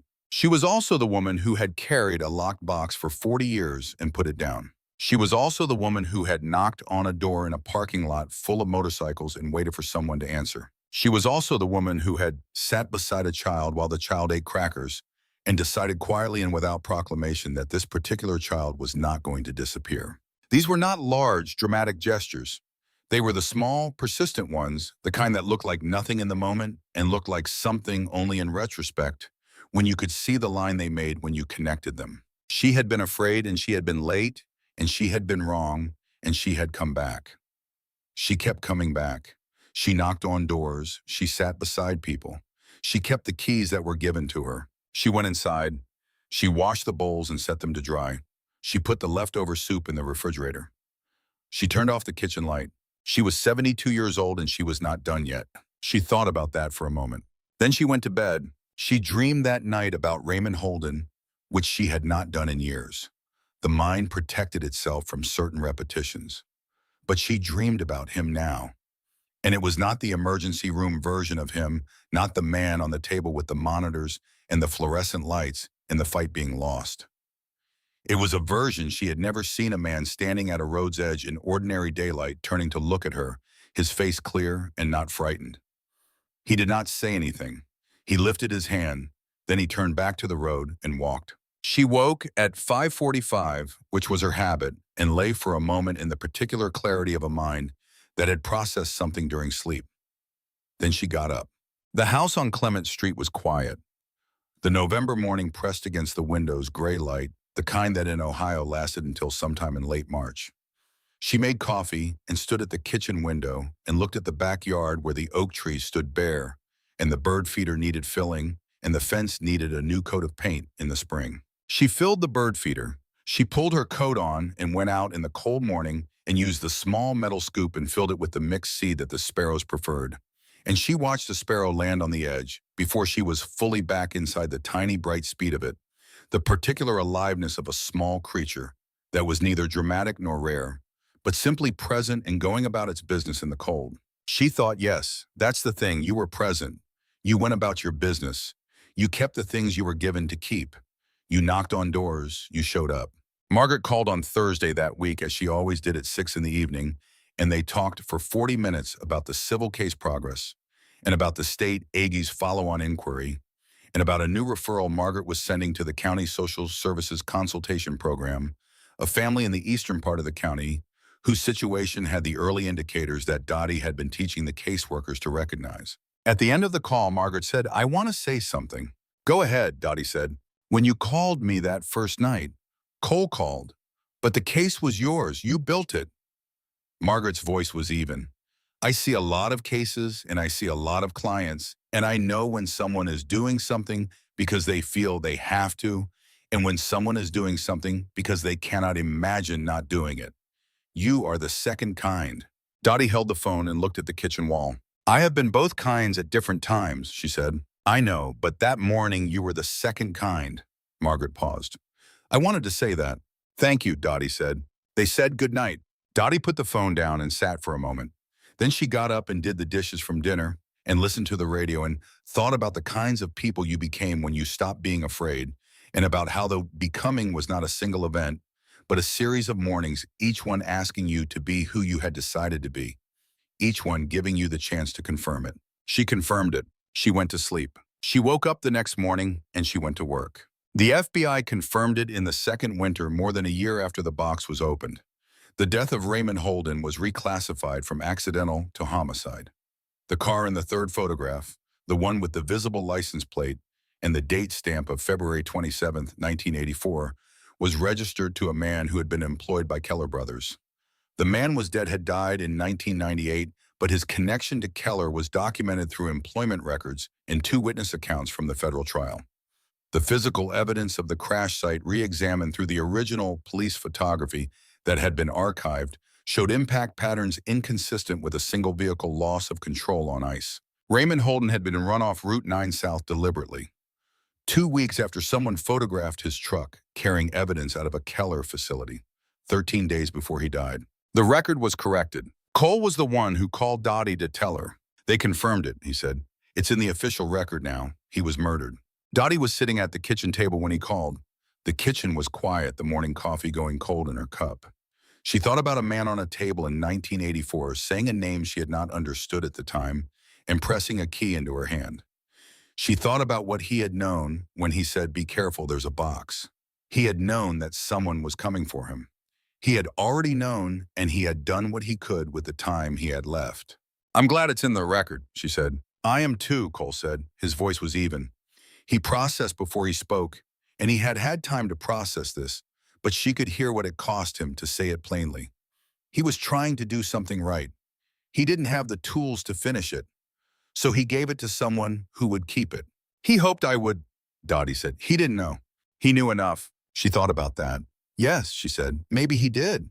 On a Saturday in June, Cole drove out to the house on Clement Street on his motorcycle, which Penny had now heard enough times to recognize the sound of from inside the house. She was in the front yard with Sargent, and she looked up when the motorcycle turned into the street and she waved. Cole waved back, which still looked slightly odd because he was a very large and serious man waving at a 7-year-old, but he did it without self-consciousness, which Dottie found frankly admirable. He came to the door, and she let him in and poured coffee, and they sat at the kitchen table, the way they had come to sit at the kitchen table without ceremony, as people sat who had developed the habit of each other's company. "I wanted to tell you something," he said. "Go ahead." "The posthumous recognition ceremony is in August. Agent Briley called to confirm it. It'll be at the Federal Building in Columbus. Small, not public." He drank his coffee. "I'd like you to stand with me." "I already said I would." "I know. I wanted to say it again." He looked at her steadily. "My mother never knew. She thought it was an accident her whole life. She never knew he had tried to do something about it." He paused.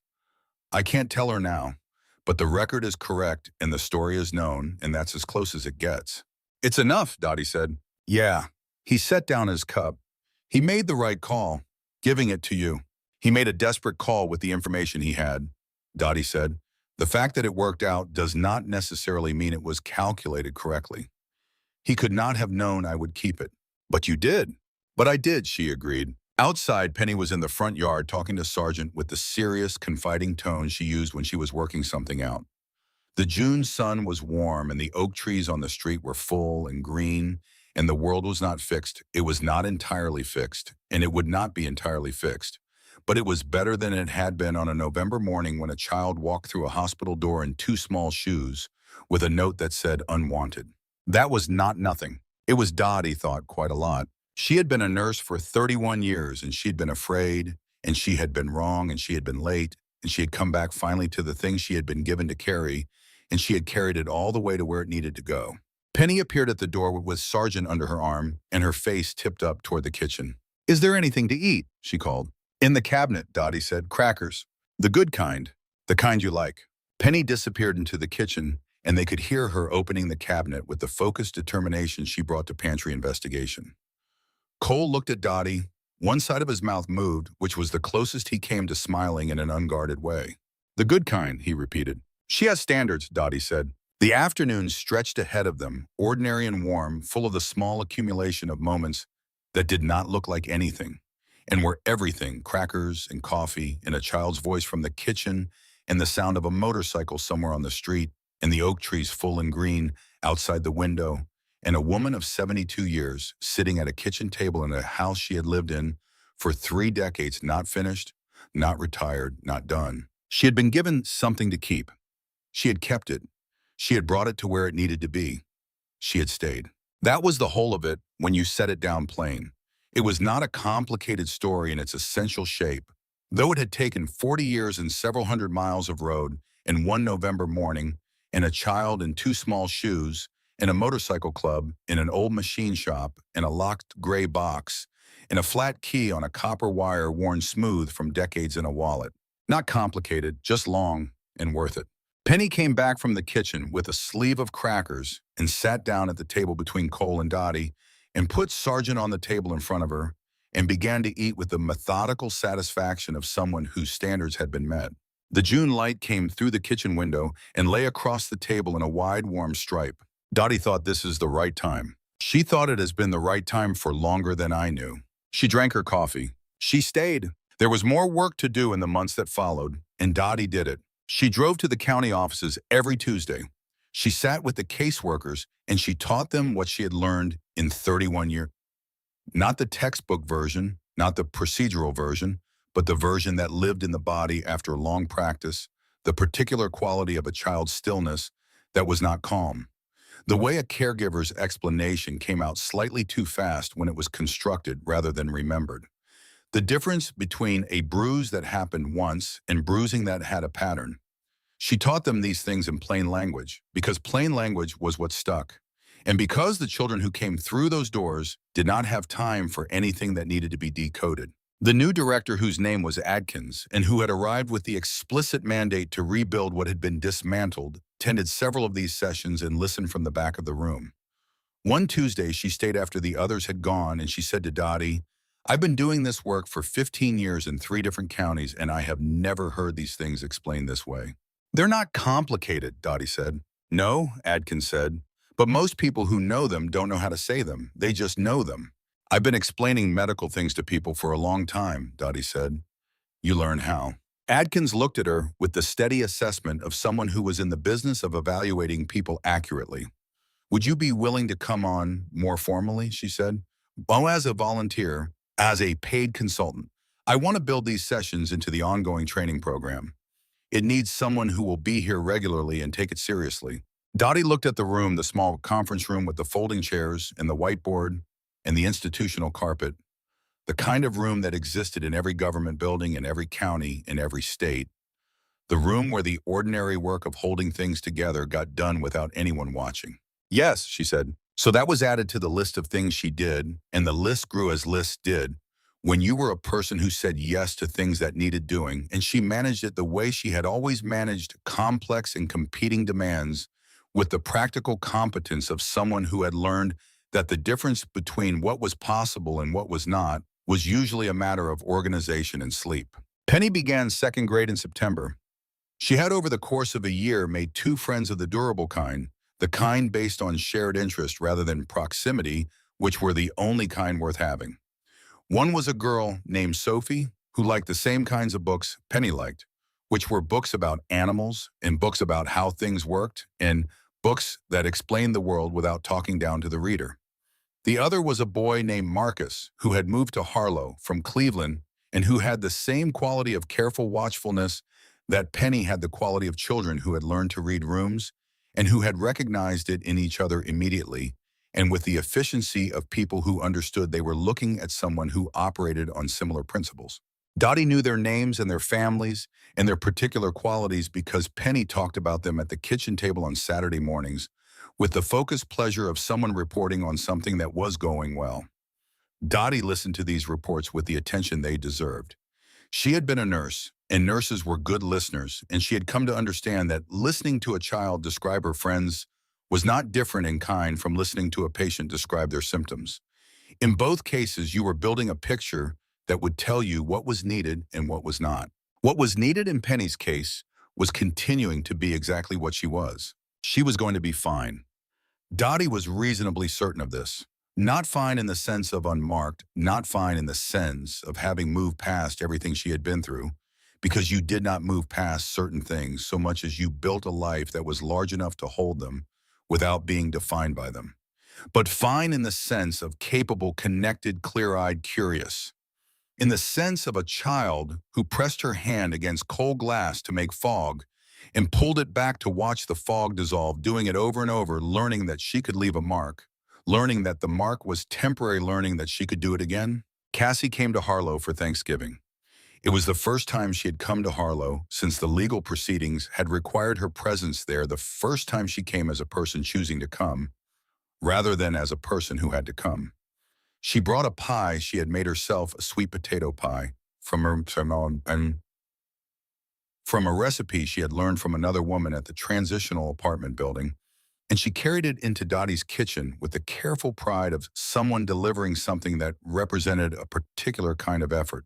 The table that afternoon had Cole and Garrett and Wade and Cassie and Penny and Dottie and the comfortable overlap of people who had arrived at each other through circumstances none of them would have chosen and had found on the other side of those circumstances that they had chosen each other.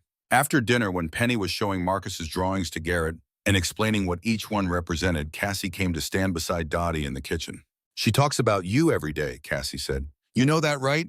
"She talks to me every day," Dottie said. That's a different thing. Both are true. Cassie dried a dish and set it on the rack. I used to be afraid that she would love you more than she loved me, she said. That the time I missed couldn't be made up. It probably can't, Dottie said. Cassie looked at her. I don't mean that unkindly, Dottie said. I mean that there are things that happened and time that passed, and those things are true, and they cannot be made not true.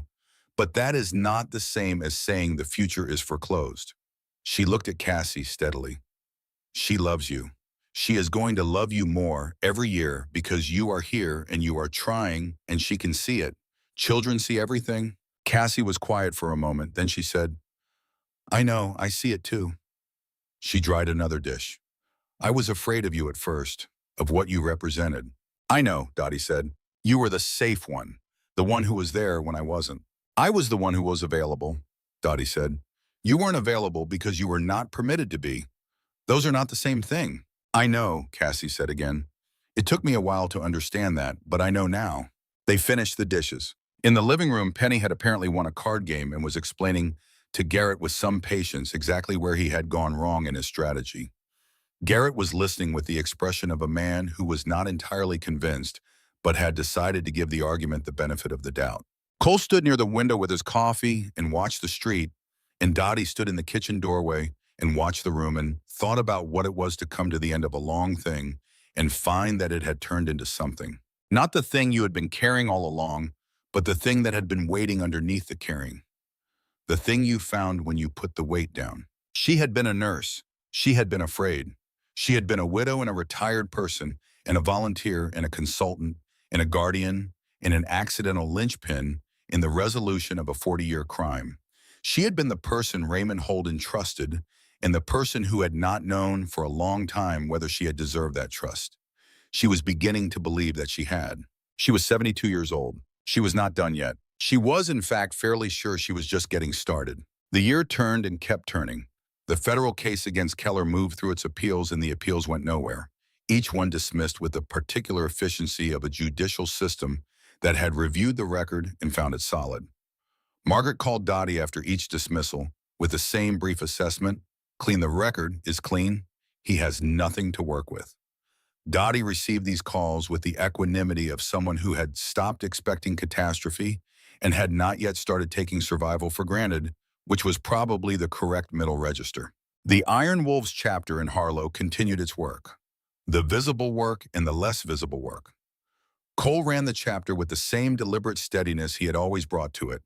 He had added 2 new members in the spring, younger men, early 30s, who had come to him through the kind of referral that happened when your reputation meant something specific, that you were men who could be dangerous and chose not to be when something else was possible, and who showed up when they said they would.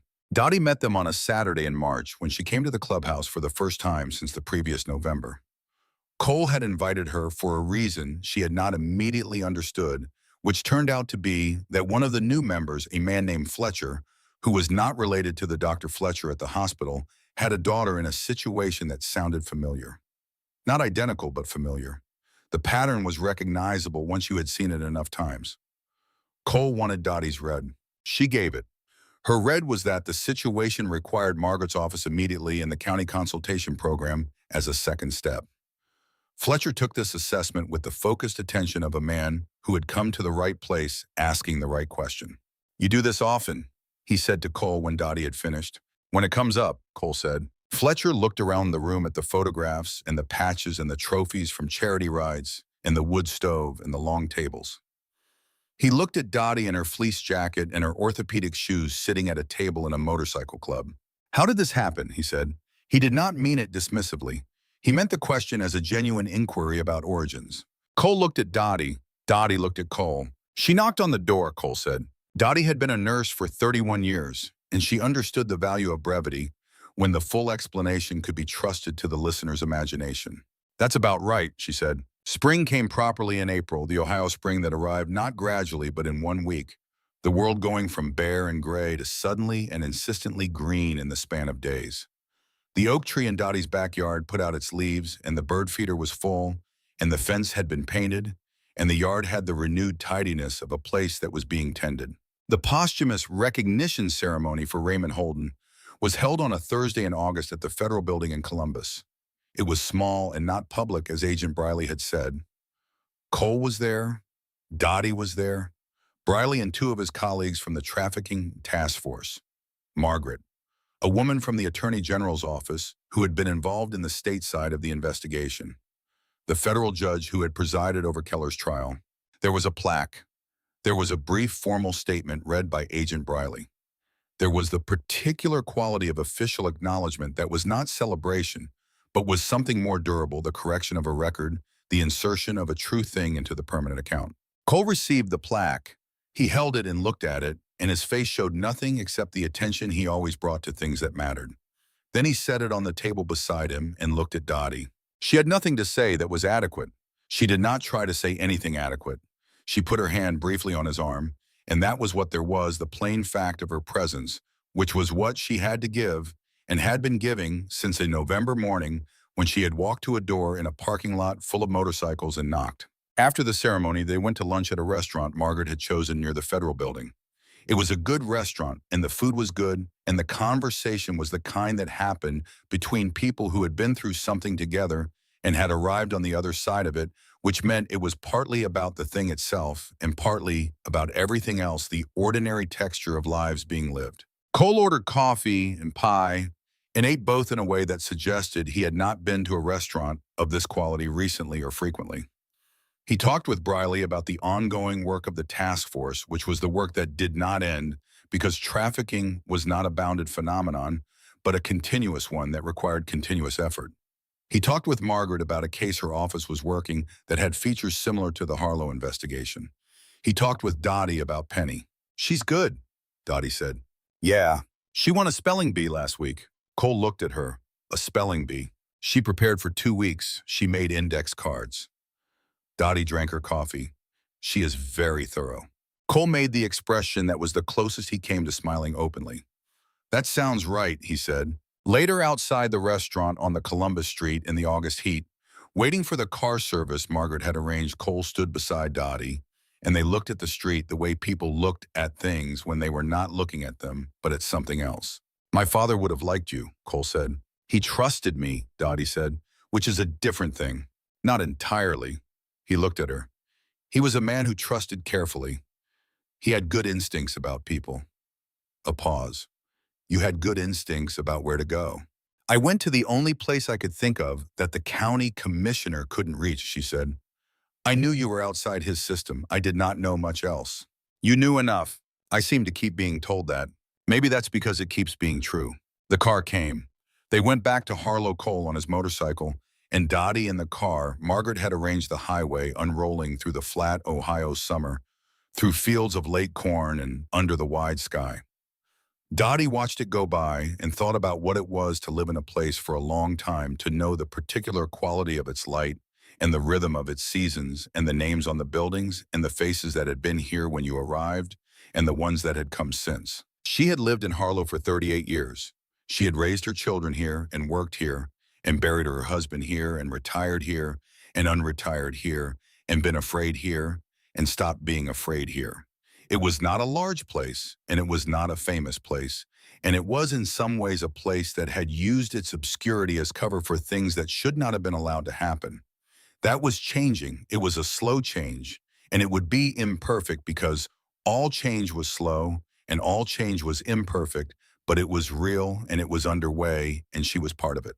She thought that matters. She thought, this is where I live, and this is the work here, and I am going to do it. She watched the fields go by. She watched the sky. She thought about the sparrow at the bird feeder and the child fogging the window glass and the letter in Raymond Holden's careful handwriting and the key on its copper wire and the gray metal box and all the things that had to happen for the right time to arrive. All things she thought in their time. She had time. She was not done yet. The car pulled into Harlow on Route 9 South, the same road Raymond Holden had traveled on a March night 40 years ago, and it turned onto Clement Street and stopped in front of the house. Dottie got out with her purse and her good coat from the ceremony, and she stood for a moment on the sidewalk in the August evening light. The oak tree in the front yard was full and dark green. The fence was freshly painted. The bird feeder was full, and a sparrow was on it right now, the tiny bright speed of a creature going about its business. Inside the house, the kitchen would be clean.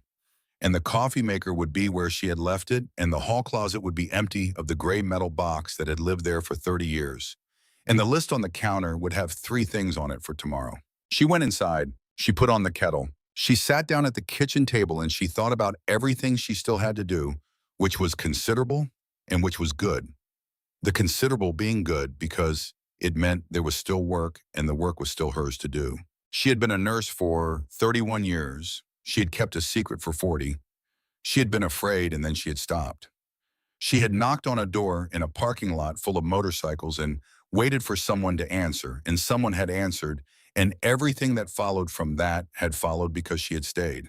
She thought that is the whole of it. She thought yes. The kettle came to the boil. She made her tea and she sat in her kitchen in her house in Harlow, Ohio, in the evening light that came through the window in a warm, long stripe, and she held the cup in both hands, and she was present, and she was not finished, and the work was the work, and the time was now, and had been now for longer than she knew.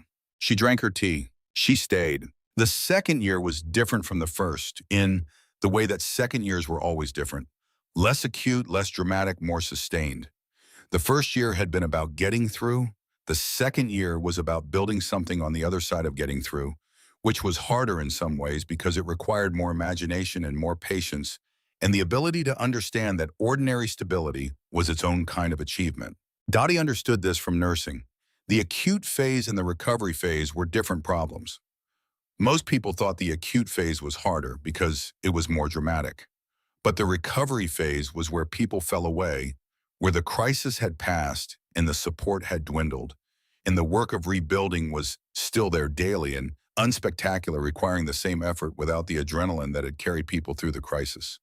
She had seen more people fail in recovery than fail in crisis, and she had adjusted her practice accordingly over the years, staying with people longer, checking in, more understanding that the question was not only whether someone survived the emergency, but whether they could live after it. She applied this understanding to all of it.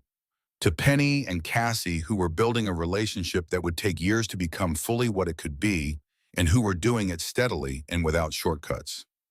To Cole, who had received his answer about his father and was integrating it in the way that strong and private men integrated things, which was slowly and without advertising the process. To the county welfare consultation work, which was not dramatic, but which Dottie understood to be exactly the kind of thing that prevented emergencies from happening in the first place, which was always better than responding to them after the fact. She was good at this phase. She had always been good at it. The emergency room had given her the acute skills, and the years had given her the long game skills.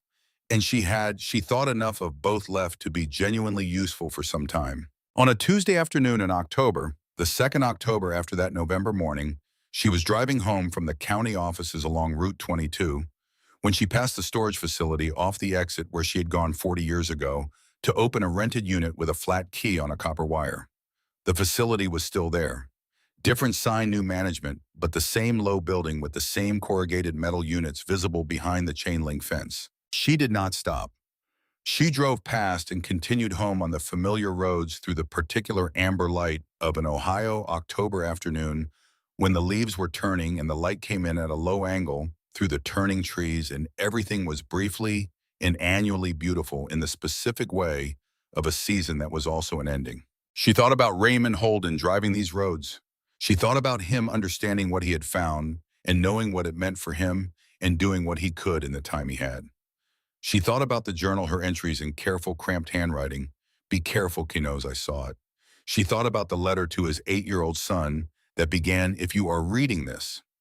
She thought about what it required to write a letter like that, to look clearly at the probability that you would not be alive to give it yourself. She thought he was braver than I was. Then she thought, no, different kind of brave. He did what he had to do in the time he had. I did what I had to do in the time I had. The shape of it was different because we were in different situations. That's not lesser and not greater. That's just what was. She drove home. She put the car in the driveway. She went inside. Penny was there, which she sometimes was on Tuesday afternoons when Cassie had a late shift at the nonprofit. She had let herself in with the key Dottie had given her, and she was at the kitchen table with Sargent in her 2nd grade reading book, and a glass of milk, apparently partway through a chapter that she did not look up from when Dottie came in, which Dottie took as a sign of two things: that Penny was comfortable enough in this house to be absorbed rather than alert, and that the book was good enough to be worth being absorbed in. Dottie put down her bag and took off her coat and put on the kettle. "How was school?" she asked. "Good," Penny said without looking up. "Anything happen?" A pause while Penny finished a sentence. Marcus spelled eucalyptus correctly in front of the class and everyone clapped. "Good for Marcus." "I already knew how to spell it," Penny said, turning a page. "But I didn't say so." Dottie thought about this. "That was kind of you," she said. Penny looked up. "I know," she said with the tone of someone confirming a calculation they had already made. It was his moment. She went back to her book. Dottie made her tea and sat at the table and read her own book, and the afternoon light came through the window in the way it did in October, warm and low and brief, and the house was quiet with the particular quality of quiet that was company rather than absence. She thought this is the right time. She had been thinking that more often. She thought it was probably true, and that it had been true for longer than she had known, and that the process of arriving at the right time was the whole of it, the whole project, and that the project was ongoing and was good. She drank her tea. Penny read her book. The October light moved across the kitchen floor. Dorothy Briggs, 72 years old, nurse guardian consultant, keeper of keys and boxes, and the long memory of what had been and what still needed doing, sat in her kitchen, in her house in Harlow, Ohio, and was exactly where she was supposed to be, doing exactly what she was supposed to be doing, which was the simplest and most difficult thing. She was present. She was not done. She was here. In the years that followed, Penny grew and Cassie rebuilt, and Cole continued, and Dottie worked. The county changed slowly and then a little faster as new people came in and the old structures lost their grip. The Iron Wolves rode on Sundays and showed up on Tuesday nights when Margaret needed a presence at a courthouse, and on Friday afternoons when someone needed driving somewhere they could not go alone. Raymond Holden's plaque hung on the wall of the federal building in Columbus, and no one who passed it every day knew the full story behind it. But Cole knew and Dottie knew, and that was enough. It was more than enough. It was the whole point of keeping things not so that everyone would know, but so that the truth would be held somewhere in someone and not be lost. Dorothy Briggs kept it. She had always kept it. She would keep it for as long as she was here. She was 72 years old and she was not finished, and the work was the work, and the morning came and she got up and she showed up and she stayed. That was all. That was everything.